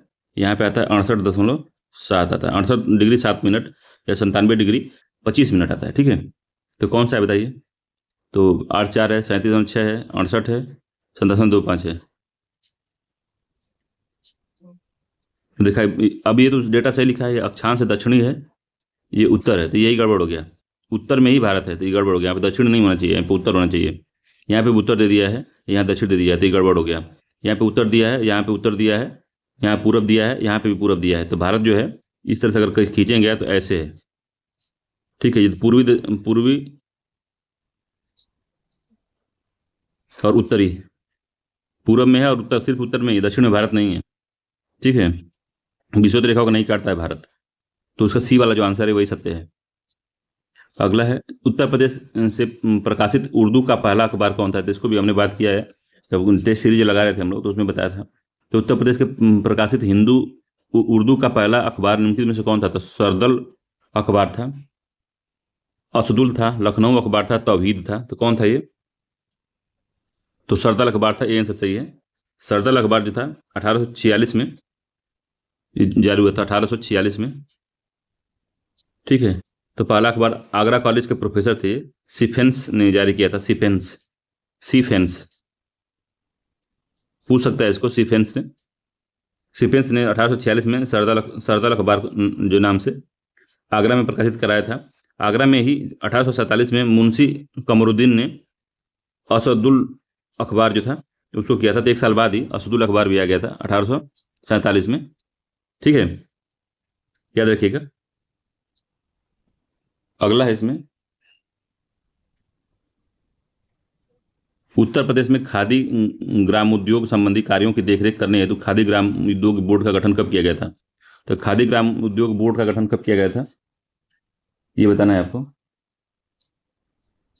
तो 1952 में नहीं, 1955 में नहीं, 1960 में किया गया था। सी आंसर सही है, 1960 में किया गया था ये। तो उत्तर प्रदेश में खादी ग्राम उद्योग संबंधी देखरेख करने के लिए 1960 में खादी ग्राम उद्योग बोर्ड का स्थापना की गई थी, जिसका उद्देश्य ग्रामीण क्षेत्रों में छोटे छोटे उद्योगों तथा कम पूंजी निवेश के उद्योग को स्थापित कर अधिक रोजगार के अवसर को उपलब्ध कराना था इसमें। ठीक है, ठीक। अगला है, उत्तर प्रदेश के औद्योगिक विकास में तीव्रता लाने के लिए प्रथम इंडस्ट्रियल टाउन के रूप में निम्नलिखित में से सर्वप्रथम किसकी स्थापना की गई थी?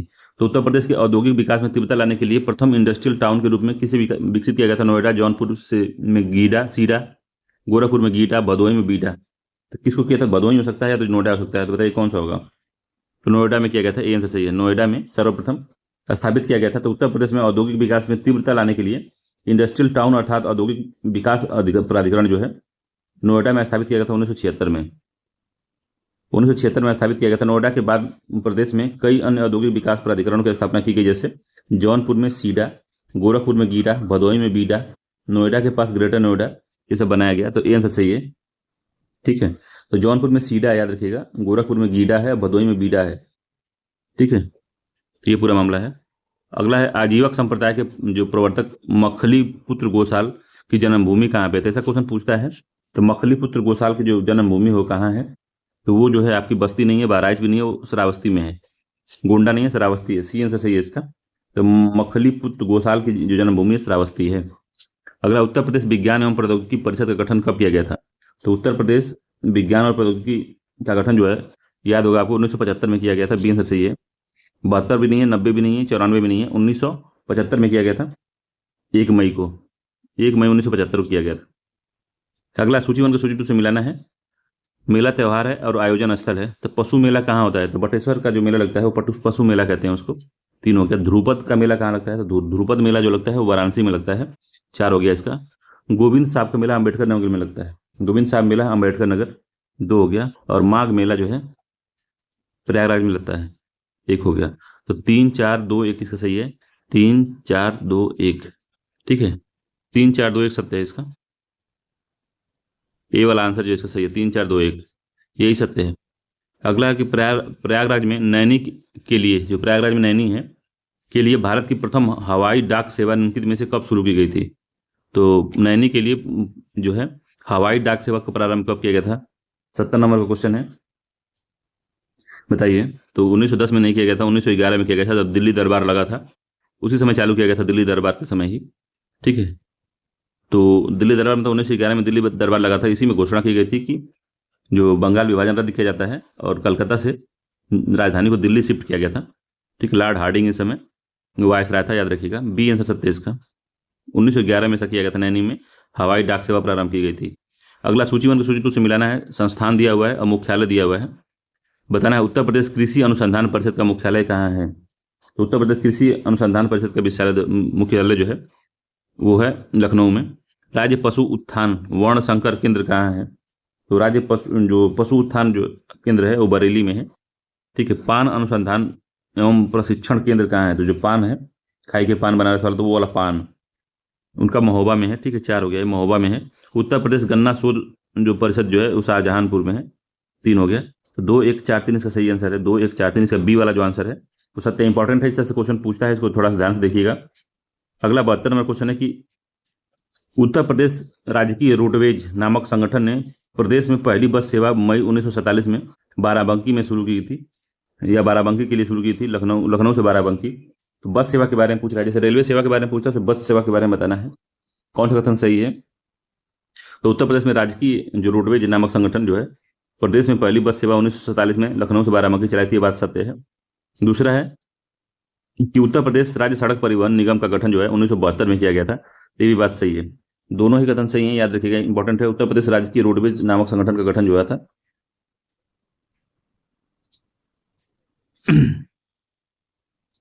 1947 में था, पहली बस सेवा इसने चलाई थी यहीं पे, जहाँ दिया है। और उत्तर प्रदेश रोडवेज की जगह पे उत्तर प्रदेश सड़क परिवहन निगम का गठन जो है था 1972 में। तो दोनों ही कथन सही है, हमको जो है सही कथन बताना है। दोनों सही है, सी वाला आंसर इसका सही है, दोनों ही सत्य है। अगला सूचीवन को सूची से मिलाना है, बताना है स्थान है और उद्योग है। कहाँ का स्थान कहाँ है? तो आंवला का उद्योग, आंवला एक जगह है, आंवला खाने वाला आंवला नहीं है, आंवला जगह है। तो आंवला उर्वरक बनता है, ठीक है। नजीमाबाद में क्या बनता है? तो नजीमाबाद में प्लाईवुड बनता है, 2 हो गया। बाराबंकी में पॉली फाइबर बनता है, 3 हो गया। कानपुर में विस्फोटक बनता है, 4 हो गया। तो 1 2 3 4 से सही है, ए आंसर सही है इसका। नजीमाबाद में प्लाईवुड बनता है, याद रखिएगा।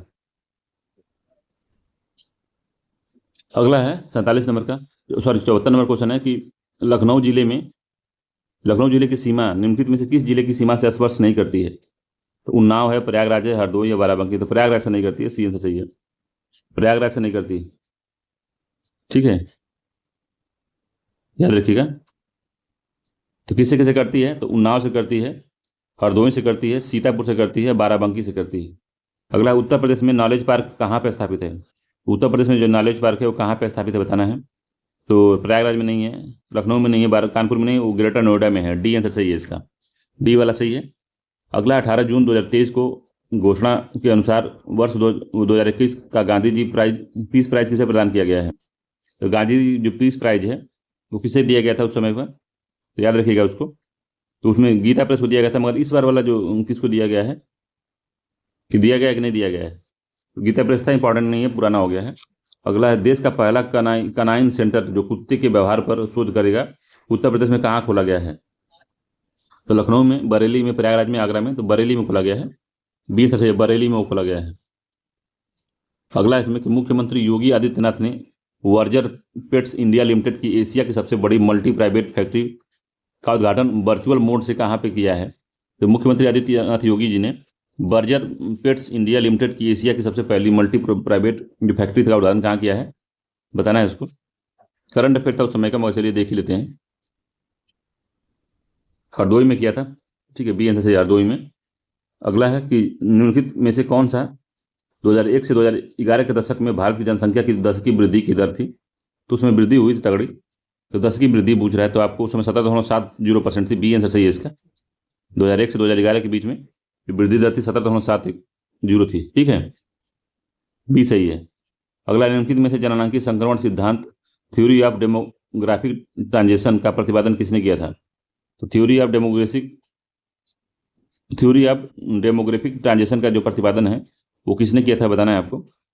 तो माल्थस ने किया था, कि WM थॉमसन ने किया था, कि CP ब्लेकर ने किया था, या इनमें से कोई नहीं? तो बी आंसर सही है इसका, कि WM थॉमसन ने किया था, थ्योरी ऑफ डेमोक्रेटिक ट्रांजिशन, ठीक है, 1929 में थॉमसन ने किया था, इंपॉर्टेंट याद रखिएगा, 1929 में किया था।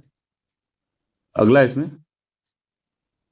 कि किसी विशेष वर्ष में जन्म पंजीकृत कुल बच्चों की संख्या, किसी विशेष वर्ष में जन्मे पंजीकृत कुल बच्चों की संख्या तथा मध्य वर्ष की कुल जनसंख्या के बीच अनुपात, जिसे प्रायः प्रति 1000 पर व्यक्त किया जाता है, क्या कहलाता है? तो क्या कहलाता है वो? तो क्रूड या अशोधित जन्म दर कहलाता है, या शोधित जन्म दर, या सामान्य जन्म दर, इनमें से कोई नहीं। तो क्रूड या अशोधित जन्म दर कहलाता है, ये आंसर सही है। तो किसी विशेष वर्ष में जन्मे पंजीकृत कुल बच्चों की जो संख्या तथा मध्य वर्ष की कुल जनसंख्या के बीच अनुपात को हम कहते हैं क्रूड या अशोधित जन्म दर कहते हैं उसको, ये आंसर सही है। अगला है केंद्रीय बजट 2023-24 छोड़ देते हैं इसको, चलिए इसको देख लेते हैं, क्या पूछ सकता है। 23-24 में निम्नलिखित योजना कार्यक्रम में से किसे शुरू करने की घोषणा नहीं की गई? तो कौन सा इसमें शुरू नहीं किया गया 2023 में? तो इसको याद रखिएगा, इंपॉर्टेंट है काफी है। तो आयुष्मान भारत योजना 2023 में चालू हुई है, आयुष्मान भारत जन आरोग्य योजना जो है 23 में चालू हुई है। बाकी PM प्रणाम, अमृत धरोहर और सिकल सेल एनीमिया उन्मूलन मिशन जो है, ये 3 जो है 2023 में चालू हुई थी, केंद्रीय बजट 2023-24 में चालू हुई थी, ठीक है, इंपॉर्टेंट है ये। आयुष्मान भारत जो है इसमें इस बजट में नहीं किया गया था। ठीक है, 2018 में आयुष्मान भारत योजना 2018 से चल रही है। ठीक है, करंट पे छोड़ देते हैं। अगला है निम्नलिखित में से उनके स्थापना वर्ष के अनुसार व्यवस्थित करना है और सबसे पहले से सबसे बाद में स्थापना को बताना है। सबसे पहले कौन हुआ था? तो अंतर्राष्ट्रीय मुद्रा कोष जो था 1945 में हुआ था। ठीक है, यूरोपियन यूनियन का जो गठन हुआ था 1958 में हुआ था। एशिया डेवलपमेंट बैंक का 1966 में हुआ था और WTO 1995 बना था, सभी जानते हैं। सबसे पहले होगा 2-3-4-1, 2-3-4-1, 2-3-4-1, इसका बी आंसर जो है ये सत्य है। ठीक है, 2-3-4-1 बी वाला सही है। अगला एक वर्ष 2030 तक अक्षय ऊर्जा की हिस्सेदारी को बढ़ाकर कितना परसेंटेज तक लक्ष्य रखा गया है? तो नवीन ऊर्जा को कब कितना लक्ष्य रखा गया है? तो अक्षय ऊर्जा का वर्तमान हिस्सेदारी अभी 14% है। ठीक है, 2023 में 14% था। ठीक है, और 2030 तक 40% करने का रखा गया। सी आंसर सही है, ये छोड़ देते हैं, करंट अफेयर्स इसलिए छोड़ देते हैं उसको। अगला है संविधान सभा के प्रथम मनोनीत उपसभापति कौन थे? तो काफी इंपॉर्टेंट है, क्वेश्चन पूछता है एग्जामों में। तो कौन थे बताना है आपको। तो फ्रैंक एंथनी थे, KM मुंशी थे, श्री अय्यर थे, BT कृष्णाचारी थे। तो फ्रैंक एंथनी थे, ए आंसर सही है इसका। तो संविधान सभा के प्रथम मनोनीत उपसभापति फ्रैंक एंथनी थे। अगला है अपनी राष्ट्रवादिता प्रक्रिया में भारतीय संविधान के निर्माताओं ने अल्पसंख्यक हितों तथा भावनाओं के महत्व को कम करके आंका, यह कथन किसने कहा था? तो क्वेश्चन करके अपनी राष्ट्रवादी प्रक्रिया में भारतीय संविधान के निर्माताओं ने अल्पसंख्यक के हितों तथा भावनाओं के महत्व को कम करके आंका, यह कथन किसने कहा था? तो ऑस्टिन ने कहा था, आइबर जेनिंग्स ने कहा था, हाईग्रेव जूनियर ने, विंस्टन चर्चिल ने। तो जेनिंग्स ने कहा था, इसका बी आंसर सही है, जेनिंग्स ने ये बात बोली थी। तो उसका मानना था कि भारतीय संविधान निर्माताओं ने जो भारतीय संघ में अल्पसंख्यक हितों की भावनाओं को महत्व ज़्यादा नहीं दिया था। ठीक है, इसीलिए ऐसा बोला था वो। अगला, भारत की संसदात्मक व्यवस्था केंद्रीयता से संघवाद की ओर उन्मुख निम्नलिखित में से किस दशक में हो गई? तो भारत की जो संसदात्मक व्यवस्था थी केंद्रीयता से संघवाद की ओर कब उन्मुख हुई? तो आपको बता देना है इसको, कब उन्मुख हुई थी। तो 1980 में, 1990 में, 1970 में, 1950 में। जब संविधान लागू होगा तभी तो होगी। कब होगी बताइए? काफी इंपॉर्टेंट क्वेश्चन है, बताना है आपको किस तरह से आपको लगा कि ये हो गया था ऐसा।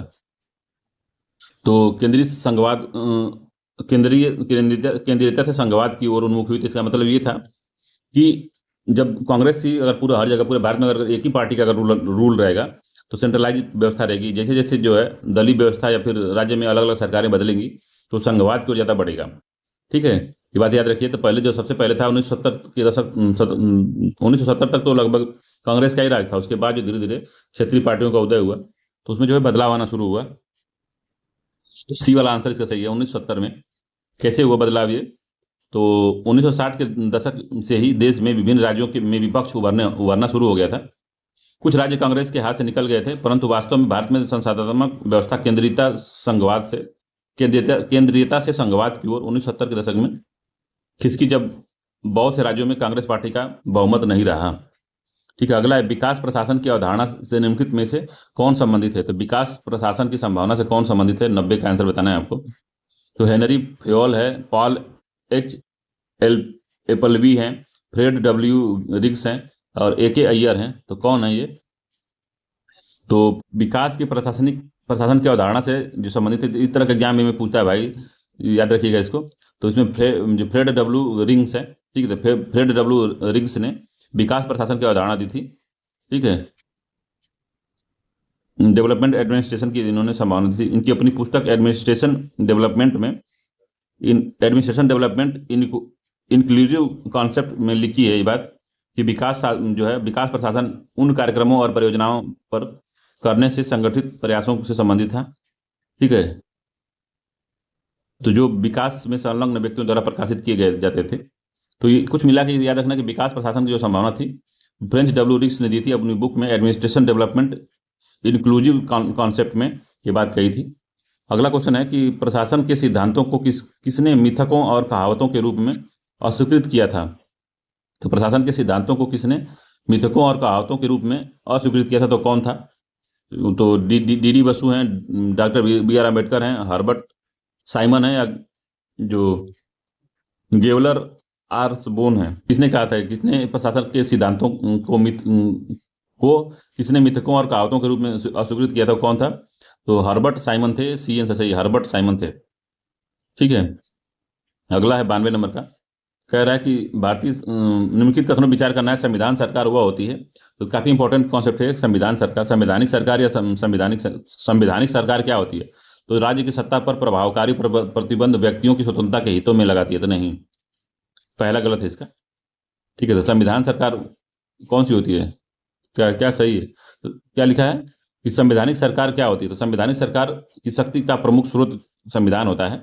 ठीक है, संवैधानिक सरकार जो होती है व्यक्ति की स्वतंत्रता के हित में राज्यों की सत्ता पर प्रभावकारी प्रतिबंध लगाता है। तो क्या लिखा है कि राज्यों की सत्ता पर, जो संवैधानिक सरकार होती है राज्यों की सत्ता पर प्रभावकारी प्रतिबंध व्यक्तियों की स्वतंत्रता के हित में लगाती है। तो ये सही है, व्यक्तियों की स्वतंत्रता के हित में लगाती है। ठीक है, राज्य अपने हित में नहीं लगाती, व्यक्तियों की स्वतंत्रता के हित में लगाती है, पहला वाला सत्य है। दूसरा कि जो व्यक्ति की स्वतंत्रता पर प्रभावकारी प्रतिबंध राज्य की सत्ता के हित में लगाती है, तो ये गलत बात है। राज्य के हित में नहीं लगा सकती, वो व्यक्तियों के हित में लगाएगी। ठीक है, राज्यों पर प्रतिबंध लगाएगी, तो संवैधानिक सरकार कही जाती है। इसका पहला जो आंसर सही है, बहुत इंपॉर्टेंट है, याद रखिएगा। इसको पढ़ने में थोड़ा कन्फ्यूजन हो गया था पहला वाला में, इसलिए पहले बार गलत काट दिया उसको। तो जो राज्य की सत्ता पर प्रभावकारी प्रतिबंध व्यक्ति की स्वतंत्रता के हित में लगाती है, उसको हम संवैधानिक सरकार कहते हैं। अगला, केंद्र शासित प्रदेशों के लिए लोकसभा में कितनी सीटें आरक्षित हैं? केंद्र शासित प्रदेश जितने हैं उनको लोकसभा में कितनी सीटें आरक्षित हैं? 16 है, 20 है, 30 है, इनमें से कोई नहीं। तो मैं जब बता रहा था पॉलिटी, उसी में बताया था पॉलिटी क्रैश कोर्स में कि 20 निर्धारित की गई हैं। ठीक है, 530 जो है चुन के आएंगे, 20 लोग जो हैं यूटी से आएंगे। अगला है इसमें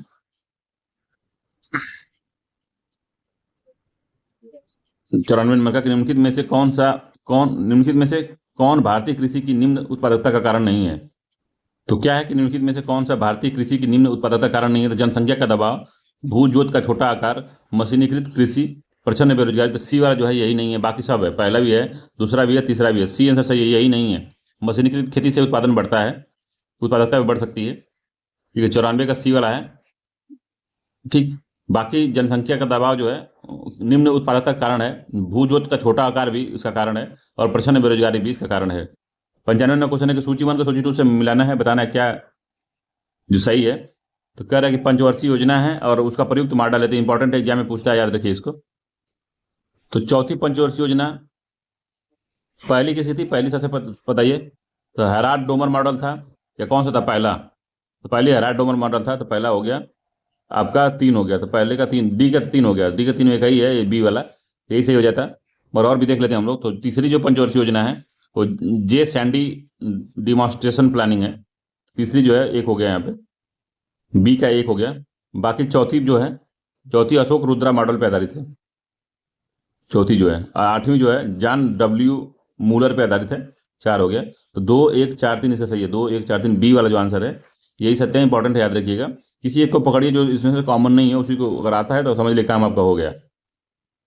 अगला है 96 नंबर का कि नीति आयोग द्वारा मेंटर इंडिया कैंपेन की शुरुआत 2016 में की गई थी। तो मेंटर इंडिया शुरुआत जो है 2017 में की गई थी, 16 में नहीं, 2017 में की गई थी, पहला गलत है। मेंटर इंडिया कैंपेन के तहत अटल टिंकरिंग लैब के छात्रों को उद्योग के प्रमुखों द्वारा मार्गदर्शक उपलब्ध कराया जाता है। तो दूसरा ठीक है। तीसरा तो ही नहीं। तो कौन सा सही उत्तर है? तो दूसरा केवल सही है, बी वाला, पहला गलत है। 17 में चालू किया गया था नीति आयोग द्वारा मेंटर इंडिया कैंपेन। अगला, रिजर्व बैंक द्वारा प्रयोग में लाए जाने वाले खास नियंत्रण के निम्नलिखित तरीकों में से कौन सा एक परिमाणात्मक संख्या नियंत्रण का तरीका है?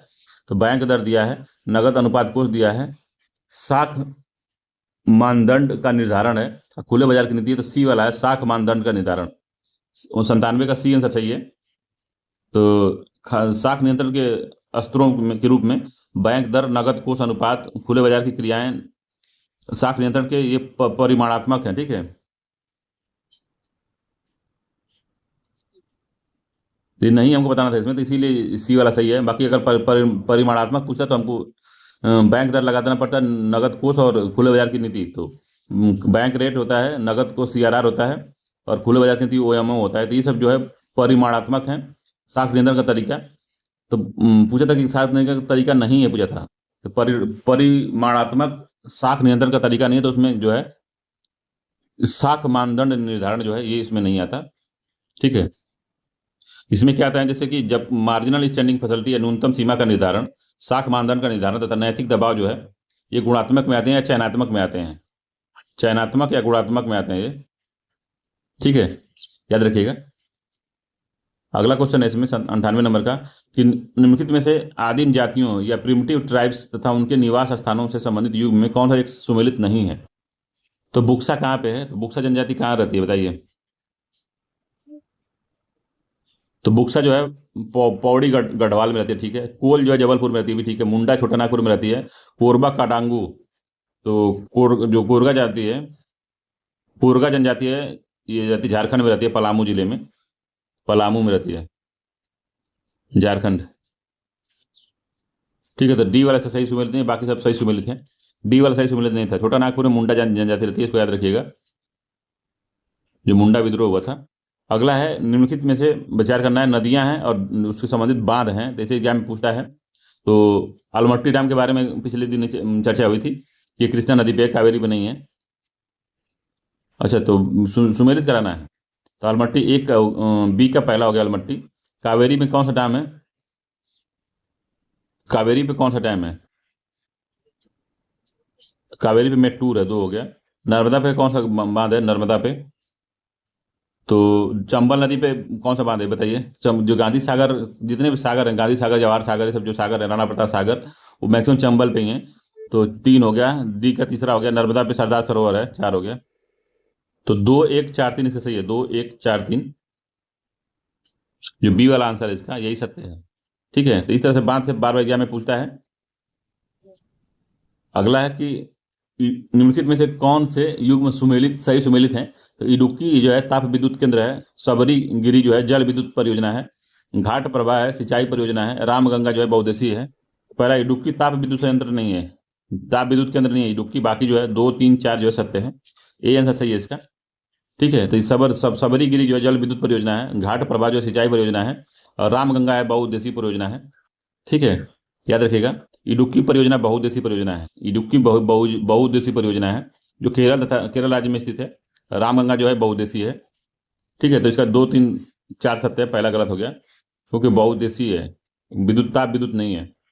अगला निम्नलिखित कार्यक्रमों पर विचार करना है, तो ध्यान दीजिए। तो बताना है, वनीकरण और व्यर्थ भूमि विकास, पुनर्वनीकरण और विद्यमान वनों में पुनः पौधारोपण, लकड़ी के अन्य विकल्पों को प्रोत्साहित और अन्य प्रकार के ईंधन की आपूर्ति या पूर्ति, पीड़कों और कीटों से होने वाले क्षय से वन क्षेत्र की हानि को रोकने के लिए पीड़कनाशकों और कीटनाशकों के व्यापक प्रबंधन का संवर्धन।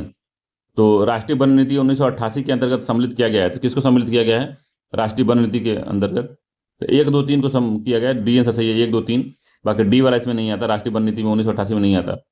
तो राष्ट्रीय वन नीति में वनीकरण एवं व्यर्थ भूमि विकास है, पुनर्वनीकरण और विद्यमान वनों में फिर से पौधा रोपने का कार्य है, लकड़ी के अन्य विकल्पों को प्रोत्साहित करना और ईंधन की पूर्ति करना, ये भी है। बाकी पीड़कनाशक वाला नहीं है, डी वाला गलत, चौथा वाला गलत है, इसमें नहीं है वो। तो राष्ट्रीय वन नीति 1988 का ये भाग है, ठीक है। अगला कि पृथ्वी के पृष्ठ पर किसी विशेष बिंदु पर विचार कीजिए। तो उदाहरणार्थ दिल्ली शहर दिन में, उदाहरणार्थ दोपहर में के बाद 12 बजे कहाँ तक तापमान सर्दियों की अपेक्षा गर्मियों में सामान्य से अधिक होता है, क्योंकि। तो पृथ्वी के पृष्ठ पर किसी विशेष बिंदु पर विचार कीजिए और दिन में 12 बजे के बाद तापमान सर्दियों की अपेक्षा गर्मियों में सामान्य से अधिक होता है। इसका क्या कारण है, कारण बताना क्या है। तो सर्दियों की अपेक्षा गर्मियों में पृथ्वी सूर्य से अधिक निकट होती है। दूसरा है कि पृथ्वी पर गिरने वाली सूर्य की किरणें सर्दी में पृथ्वी पृष्ठ की दिशा में अधिक झुकी होती है। तो वायुमंडलीय अवक्षेपण से जल का वाष्पन केवल सर्दी में होता है। सर्दी में पृथ्वी का अक्ष सूर्य की दिशा में अधिक आनत होता है। तो कौन सा इसमें सही है बताना है आपको। सही पूछा है ना, गलत पूछा है। समानता अधिक होता है क्योंकि पृथ्वी पर गिरने वाली जो सूर्य की किरणें सर्दी में पृथ्वी की पृष्ठ की दिशा में अधिक झुकी होती है। तो इसका जो बी वाला आंसर सत्य है। ये दिक्कत ये होती है कि इसमें जो है ये छाप देता है, ये प्रिंट वाला जो है ना, ये गड़बड़ कर देता है। तो पृथ्वी लिखा है पृथ्वी पृष्ठ पर किसी बिंदु पर, पृथ्वी के पृष्ठ पर किसी विशेष बिंदु पर विचार कीजिए। उदाहरण दिल्ली शहर दिन में, उदाहरण दोपहर में, 12 बजे के बाद का तापमान सर्दियों की अपेक्षा गर्मियों में सामान्य से अधिक होता है। इसका कारण यही है, बी वाला, कि पृथ्वी पर गिरने वाली सूर्य की किरणें सर्दी में पृथ्वी के पृष्ठ की दिशा में अधिक झुकी होती है। ठीक है,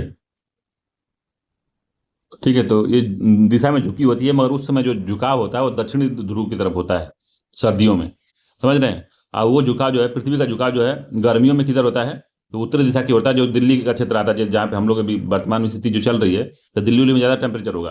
तो झुकाव जो उस समय सर्दियों में क्या रहता है, पृथ्वी पृष्ठ पर गिरने वाली सूर्य की किरणें सर्दी में पृथ्वी के पृष्ठ की दिशा में अधिक झुकी होती हैं, सर्दियों में दक्षिण भारत की तरफ या दक्षिणी ध्रुव की तरफ ज़्यादा झुकी होती हैं।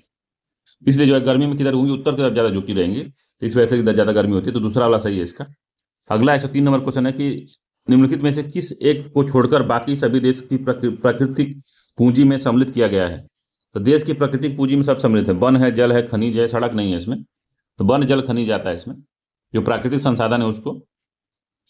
103 का सी जो है ये नहीं शामिल है, बाकी तीनों शामिल है। अगला सूची 1 सूची 2 से मिलाना है, बताना है।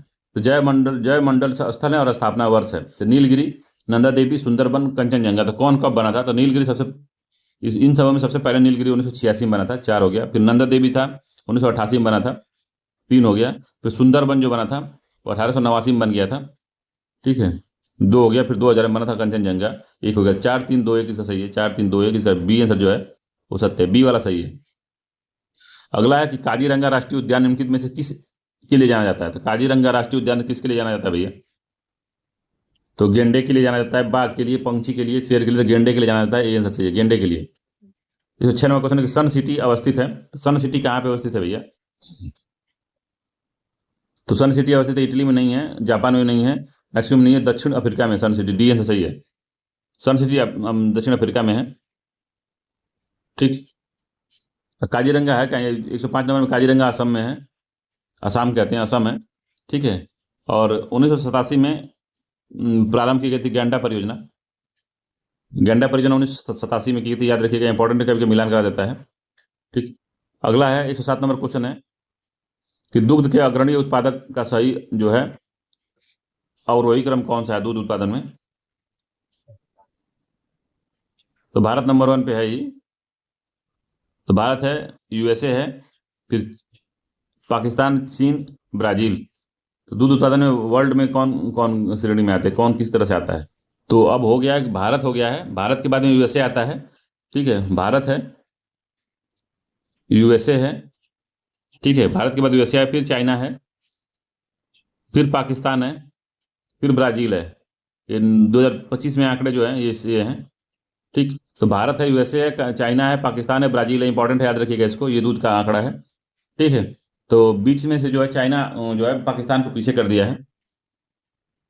अगला है कि गौड़, क्या लिखा है, गणगौर भारत के किस राज्य का प्रसिद्ध त्यौहार है। तो गणगौर जो है वो भारत के किस राज्य का जो है प्रसिद्ध त्यौहार है, गणगौर बताइए। तो राजस्थान का है, गुजरात का, महाराष्ट्र का, छत्तीसगढ़ का है। तो गणगौर जो है राजस्थान का है, ये आंसर सही है, ठीक है। इस दिन जो है विवाहित महिलाएं शिव जी और पार्वती जी की पूजा करती हैं गणगौर में। ओणम सबसे महत्वपूर्ण त्यौहार है किसका, तो ओणम जो है केरल का त्यौहार है, सी आंसर सही है, केरल का त्यौहार है। अगला है, इनमें से कौन सा त्यौहार इंडिया और गरबा जैसे नृत्यों के साथ मनाया जाता है। तो इंडिया और गरबा जैसे शिवरात्रि है, नवरात्रि है, बिहू है, बैसाखी है। तो किसमें मनाया जाता है भैया, तो नवरात्रि में, बी आंसर सही है। तो इसमें से कौन सा त्यौहार इंडिया और गरबा जैसे नृत्यों के साथ मनाया जाता है। तो नवरात्रि का त्यौहार जो है पूरे भारतवर्ष में मनाया जाता है, या गुजरात का प्रमुख त्यौहार है, जिसमें इंडिया नहीं डांडिया लिखा है, इंडिया तभी से पढ़ रहे हैं हम, इंडिया कौन सा त्यौहार है, डांडिया लिखा है, डांडिया और गरबा मनाया जाता है, तो नवरात्रि को मनाया जाता है, ठीक है, ठीक। तो नवरात्रि का त्यौहार जो है पूरे भारत में मनाया जाता है, मगर यह गुजरात का प्रमुख त्यौहार है, जिसमें डांडिया और गरबा, इंडिया हम पढ़े थे, डांडिया है वो। अगला है सूची 1 को सूची 2 से मिलाना है, बताना है। तो हाईटेक सिटी कहाँ पे है, तो हाईटेक सिटी जो है वो हैदराबाद में है, ठीक है। साइंस सिटी कहाँ है भाई, तो साइंस सिटी जो है कोलकाता कहते हैं। रॉकेट प्रेक्षण केंद्र कहाँ है, तो थुम्बा में है, 2 हो गया। केंद्रीय औषधि अनुसंधान संस्थान कहाँ है, तो लखनऊ में, 1 हो गया, ठीक है। तो 4 3 2 1 इसे सही है, 4 3 2 1 बी वाला जो आंसर है ये सत्य, इंपॉर्टेंट है, याद रखिएगा इसको। अगला कि प्रथम भारतीय नारी जो एवरेस्ट शिखर पर चढ़ने की में सफलता पाई थी वो कौन है। प्रथम भारतीय नारी जो है बछेंद्री पाल हैं, डिक्की डोलमा है, संतोष यादव है, पीटी उषा है। तो बछेंद्री पाल है, ये आंसर चाहिए इसका। ठीक है। तो एवरेस्ट पर चढ़ने वाली सफलता पाई थी भारत की प्रथम या विश्व की 5वीं महिला थी। अगला है केंद्रीय खनन अनुसंधान जो संस्थान स्थित है, तो केंद्रीय खनन अनुसंधान संस्थान कहाँ पे है? तो कटक में है, धनबाद, जबलपुर, भावनगर। तो धनबाद में है, बी आंसर है। धनबाद में केंद्रीय खनन अनुसंधान संस्थान स्थित है। अगला, निम्नलिखित में से कौन सा पक्षियों का महाद्वीप के नाम से जाना जाता है? तो पक्षियों का महाद्वीप कौन है?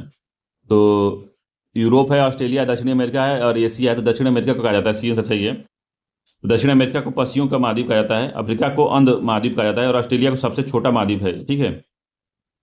अगला है कि उत्तर पूर्वी क्षेत्रीय भाषा केंद्र कहाँ है? तो उत्तर पूर्व का जो क्षेत्रीय भाषा केंद्र है वो कहाँ पे है? तो दिसपुर है, कोहिमा है, गुवाहाटी, ईटानगर है। तो गुवाहाटी में, सी आंसर सही है। ठीक है। उत्तर क्षेत्रीय का भाषा अगर पूछे केंद्र कहाँ है उत्तर क्षेत्रीय का, तो उत्तर का पटियाला में है। ठीक है। तो इसमें भी जो पंजाबी, कश्मीरी और उर्दू की जो पढ़ाई जाती है, इसमें उत्तरी क्षेत्र की भाषा में पंजाबी, कश्मीरी, उर्दू पढ़ाई जाती है। मगर उत्तर पूर्वी वाली जो गुवाहाटी में है उसको पढ़ाई जाती है, मणिपुर और नेपाली पढ़ाई जाती है। पूर्वी क्षेत्रीय जो भाषा केंद्र है लक्ष्मी नगर है, इसमें असमिया पढ़ाई जाती है। दक्षिण क्षेत्रीय भाषा जो है कहाँ पे है? तो मानस गोत्री है, कन्नड़ पढ़ाया जाता है इसमें। तो दक्षिणी क्षेत्रीय वाला जो है उसमें उसमें जो है कन्नड़ पढ़ाया जाता है। अगला है कि महात्मा गांधी अंतर्राष्ट्रीय हिंदी विश्वविद्यालय कहाँ अवस्थित है? तो महात्मा गांधी अंतर्राष्ट्रीय हिंदू विश्वविद्यालय जो है, हिंदी विश्वविद्यालय कहाँ है? महात्मा गांधी अंतर्राष्ट्रीय हिंदी विश्वविद्यालय मदुरई में है, विजयवाड़ा में है, तिरुवनंतपुरम में है या वर्धा में है? तो कहाँ पे है ये भाई? तो ये वर्धा में, डी आंसर सही है। तो महात्मा गांधी अंतर्राष्ट्रीय हिंदी विश्वविद्यालय भारत का एक केंद्रीकृत विश्वविद्यालय है, केंद्रीय विश्वविद्यालय है। इस विश्वविद्यालय की स्थापना जो है 1997 में की गई थी, महाराष्ट्र के वर्धा में। ठीक है। अगला है कि Saint Thomas Cathedral Basilica church का राज्य किस राज्य में अवस्थित है? तो सेंट थॉमस कैथेड्रल बेसिलिका जो चर्च है वो किस राज्य में अवस्थित है बताना है आपको। केरल है, तमिलनाडु है, महाराष्ट्र है, गोवा है। तो कहाँ पे है ये? तो जो है तमिलनाडु में, बी आंसर सही है। पूछता है बार बार। ठीक है। तो 16वीं सदी में पुर्तगाली खोजकर्ता द्वारा सेंट थॉमस की कब्र बनाया गया था, ये जो यीशु के 12 प्रेरितों में से एक है। 1893 में इसे अंग्रेजों द्वारा पुनर्निर्माण कराया गया। यह नव कैथोलिक शैली में डिजाइन किया गया था। तो तमिलनाडु के चेन्नई में यह 16वीं शताब्दी में पुर्तगाली खोजकर्ताओं द्वारा सेंट थॉमस की कब्र पर बनवाया गया था ये। अगला है कि पार्श्वनाथ मंदिर किस राज्य में अवस्थित है? इंपॉर्टेंट क्वेश्चन है। पार्श्वनाथ मंदिर जो है कहाँ पे? मध्य प्रदेश है, केरल है, राजस्थान है, कर्नाटक है। तो मध्य प्रदेश में, आंसर सही है। मध्य प्रदेश के खजुराहो के जिला छतरपुर में है, खजुराहो जिला छतरपुर में एक सुप्रसिद्ध जैन मंदिर है ये, पार्श्वनाथ समेत, खजुराहो मंदिर समेत। अगला की जो येलोस्टोन जो नेशनल पार्क है कहाँ पे है? तो येलोस्टोन नेशनल पार्क कहाँ है? यूएसए है, कनाडा है, स्पेन है, फ्रांस है। तो यूएसए में है, ये आंसर सही है। यूएसए में है येलोस्टोन प्रांत। यह पार्क केवल अमेरिका का ही नहीं बल्कि दुनिया का पहला नेशनल पार्क है। इसकी स्थापना जो है 1877 में की गई थी। येलोस्टोन नेशनल पार्क लगभग जो है 8,983 जो किलोमीटर क्षेत्र में फैला हुआ है। यह यूनेस्को की विश्व धरोहर में शामिल है। ठीक है। अगला इसमें कि भारत के निम्नलिखित में से किस स्थान को काला पानी नाम से जाना जाता है? तो काला पानी की जो सजा होती थी किसको कहा जाता था काला पानी? तो लक्षद्वीप, केरल के अप्रवाही जल, कच्छ की खाड़ी और अंडमान द्वीप किसको कहा जाता था काला पानी की सजा? अंडमान द्वीप को कहा जाता था। डी आंसर सही है। जब कहते हैं काला पानी की सजा हुई है तो अंडमान द्वीप को कहा जाता था। ठीक है। तो भारत के अंडमान द्वीप के पोर्ट ब्लेयर में स्थित जो सेलुलर जेल को काला पानी के नाम से जाना जाता था। यह जेल का जो प्रयोग जो ब्रिटिश काल में राजनीतिक कैदियों को रखने के लिए किया जाता था। जेल को 1969 में राष्ट्रीय स्मारक में तब्दील कर दिया गया और यह जेल भारतीय स्वतंत्रता सेनानियों के बलिदान का प्रतीक है। अगला, इंग्लिश चैनल को तैरकर पार करने वाली प्रथम भारतीय महिला कौन है? तो इंग्लिश चैनल को जो पार करने वाली प्रथम भारतीय महिला कौन है? तो नसीफा है, आरती शाह है, बूला चौधरी है, जेके सिकंदर है। तो आरती शाह है, बी आंसर सही है इसका। अगला, माउंट एवरेस्ट फतह करने वाली पहली भारतीय दिव्यांग महिला कौन है? तो पहली भारतीय दिव्यांग महिला जो कौन सी है तो वो है अंशु जमसेनपा है, अंशु सिन्हा है, अरुणिमा सिन्हा है, पूर्णा है। तो 122 नंबर का आंसर है। कौन है ये? तो अरुणिमा सिन्हा है, सी आंसर सही है इसका। ठीक है। तो पहली जो इंग्लिश चैनल को तैर कर पार करने प्रथम भारतीय महिला कब इन्होंने पार किया था? तो ये 1959 में पार कर लिया था। 1959 में ही पार कर लिया था। ठीक है। अरुणा सिन्हा 2013 में गई थी, 2013 में। ठीक है। अगला है कि करंट अफेयर्स का छोड़ देते हैं इसको, ये भी करंट अफेयर्स है, ये भी है, ये भी है, ये वो है, ये भी है, ये भी है, ये भी है। अब पूछ रहा है कि उस विकल्प का चयन करना है कि अक्षर का संबंध, जैसे इसका संबंध BING का संबंध है इससे, है इसका संबंध जो है इससे, इसका है, इसका इससे है, तो इसका किससे होगा। ठीक है, तो बताना है आपको कौन किससे संबंधित किस तरह से है। तो कितने, 131 नंबर क्वेश्चन है, बताइए। तो बी का क्या दिया है, तो बी का वाई दिया है, तो बी का वाई विपरीत है, समझ रहे हैं। जब इंग्लिश विपरीत शब्द लिखेंगे तो ऐसे ही है। तो ई का भी विपरीत होता है, आई का आर विपरीत है, एन का एम विपरीत है, और जी का टी विपरीत होता है। तो विपरीत विपरीत दिया है, सारा सारा विपरीत दिया है। ठीक है, तो अब समझ लीजिए इसमें विपरीत है, फिर इसमें भी, और जाएंगे तो पी का विपरीत के होता है, आर का विपरीत आई होता है। ठीक है, उसी तरीके से विपरीत सी का विपरीत क्या होता है। तो सी का विपरीत देखिए किसी में है, सी का विपरीत क्या होगा बताइए, एक्स होता है सी का विपरीत। ठीक है, तो ये गलत हो गया, एक्स वाला होगा। एल का विपरीत ओ होता है। ठीक है, एल का जो विपरीत होता है ओ होता है, तो पी वाला खत्म हो गया, ओ होता है। और ई का विपरीत क्या होता है, तो ई का तो ऊपर देखे थे हम लोग, ई का विपरीत वी होता है, वी आएगा। तो डब्लू वाला खत्म हो गया, तो ये बच्चा बी वाला। ठीक है, तो बी आंसर सही है इसका, एक किस्म का बी आंसर जो है यही सत्य है। अगला है कि किसी विशेष कूट को, जो कूट भाषा में एस एस को हम इतना लिख सकते हैं, तो उसी कूट भाषा में हम एक्सीलेंस को कैसे लिख सकते हैं। तो एस एस वो लिख सकते हैं, तो किस तरह से लिखा गया है इसको। तो ए का एक हो गया, 1 2 3 4 5 6, 1 2 3 4 5 6 7 8 लिखा गया है।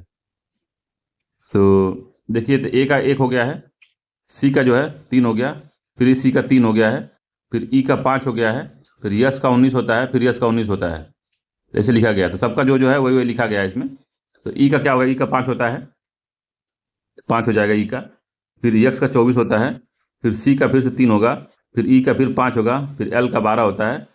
ठीक है, फिर एल का 12 होगा, फिर ई का 5 होगा, फिर एन का 14 होगा। ठीक, फिर सी का 3 होगा, फिर ई का 5 होगा। तो 2 5 2 4 3 5, 5 2 4 3 5, 1 2 1 2, 5 4 1 4 3।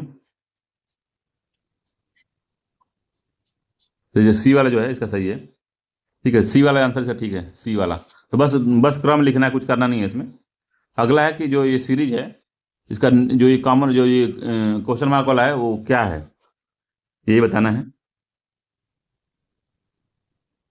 ठीक है, तो 1296 है, 1296 छः का भाग देंगे तो कितने बच जाएगा, तो 129, 12, 6 दूनी के 12 हो गया, 2 जाएगा, और 6 कम 6, तो 6 36, 6 36, तो 116 हो जाएगा। ठीक है, तो 6 से भाग दिया गया है। ठीक, और 216 में फिर से 6 का अगर भाग देते हैं हम लोग, फिर 36 आ जाएगा। ठीक है, इसमें क्या किया है, 6 का गुणा करके 36 किया गया है, यहाँ से इस 6 से यहाँ 36 तक जाने के लिए गुणे 6 किया गया है। ठीक है, अब यहाँ से जाने के लिए यहाँ पे तो गुणे 6 किया जाएगा यहाँ पे, 36 गुणे 6 कितना होगा, तो 216 होगा। फिर इसका आंसर 216 ही आएगा, बी वाला जो आंसर इसका सही होगा 216 ही आएगा। तो कुछ किया नहीं गया है, तो इस 12 9 6 6 2 1 6, 36 36, फिर जो है 6 लिखा है यहाँ पे, कामा लिखा है, फिर 6 आ गया। ठीक है, तो कैसे बना है ये, तो इसको देखिए आप, पहले तो 12 इतने को हम 6 से भाग देंगे, भागा करेंगे तो आ जाएगा 216, और फिर 6 में हम 6 से गुणा करेंगे तो 36 आ जाएगा। ठीक है, अब भी 216 में फिर 6 से भाग देंगे हम, गुणे 6 करेंगे, फिर ये 36 आ जाएगा। तो उसके बाद कामा जो है यहाँ पे, तो क्या करेंगे, फिर 36 में हम, इस 36 में 6 का गुणा करेंगे हम, फिर तो गुणे 6 करेंगे तो 36 में 6 का गुणा करेंगे तो फिर से 216 आ जाएगा। तो वही बात है, 216 इसका आंसर होगा, बी आंसर सही है। ठीक है, अगला है इसमें कह रहा कि जो ये संख्या है इसमें कौन संख्या आएगी, तो बताना है आपको तो कौन सी संख्या आएगी इसमें। तो 134 नंबर का आंसर बताइए कौन सा होगा। ये दो इसमें नहीं होगा, ये दो कहाँ से आ गया, ये नहीं। 18 17 16 19 25 18 20 31, इतना कितना क्या आएगा, तो 18 17 जोड़ेंगे तो कितना आएगा, जब 18 17 आप जोड़ेंगे 18 17 प्लस 17 बराबर हो गया 16 प्लस 19, यही होगा। 25 प्लस 18 कितना होगा? 3 हो गया। 43 होगा। तो बीच में क्या जोड़ेंगे यहाँ पे? 13, यहाँ पे 23 जोड़ देंगे, 23 जोड़ेंगे 43 आ जाएगा। तो बी वाला आंसर सही है। तो ऊपर दोनों के एक के बाद जोड़ेंगे और नीचे के दोनों जोड़ेंगे तो दोनों बराबर आएगा। ऊपर के जोड़ेंगे फिर नीचे के जोड़ेंगे, दोनों बराबर आएगा। 31 7 कितना हो गया? 38 हो गया। 12 26 कितना होगा? 38 होगा। तो यही जोड़ा गया, इसलिए 23 इसका आंसर आया। सी वाला आंसर इसका सही है। ठीक है। कह रहा है प्लस का अर्थ भागा है, माइनस का अर्थ प्लस है, और गुणा का अर्थ माइनस है, और भागे का अर्थ गुणा है। तो व्यंजन इसको क्या लिखेंगे हम?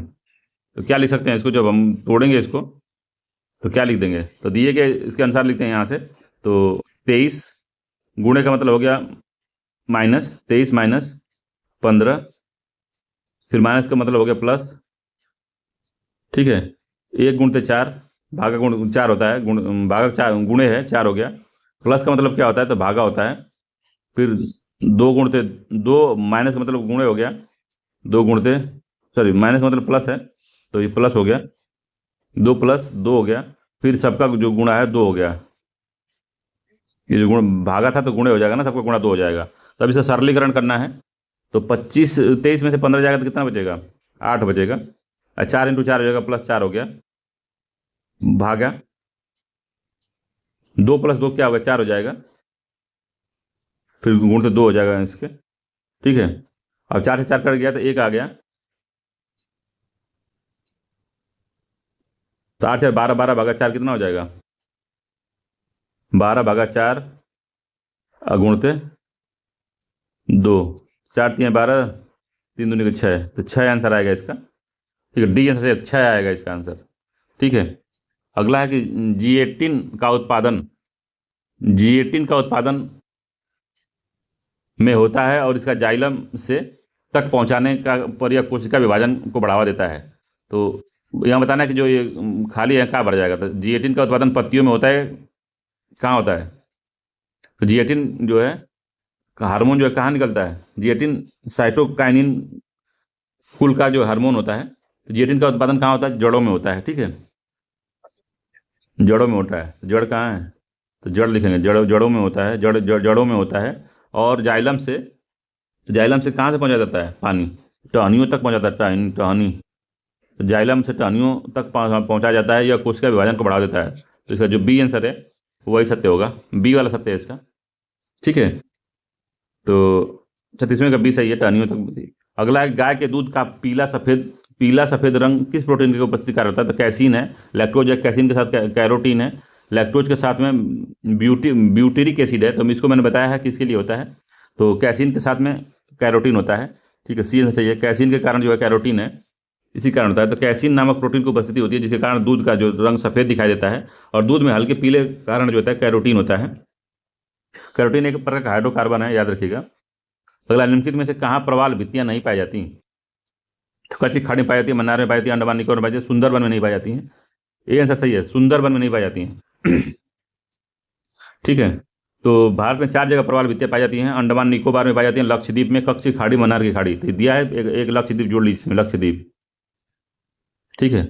अगला, राष्ट्रीय हरित प्राधिकरण एनजीटी, नेशनल ग्रीन ट्रिब्यूनल का स्थापना कब हुआ था?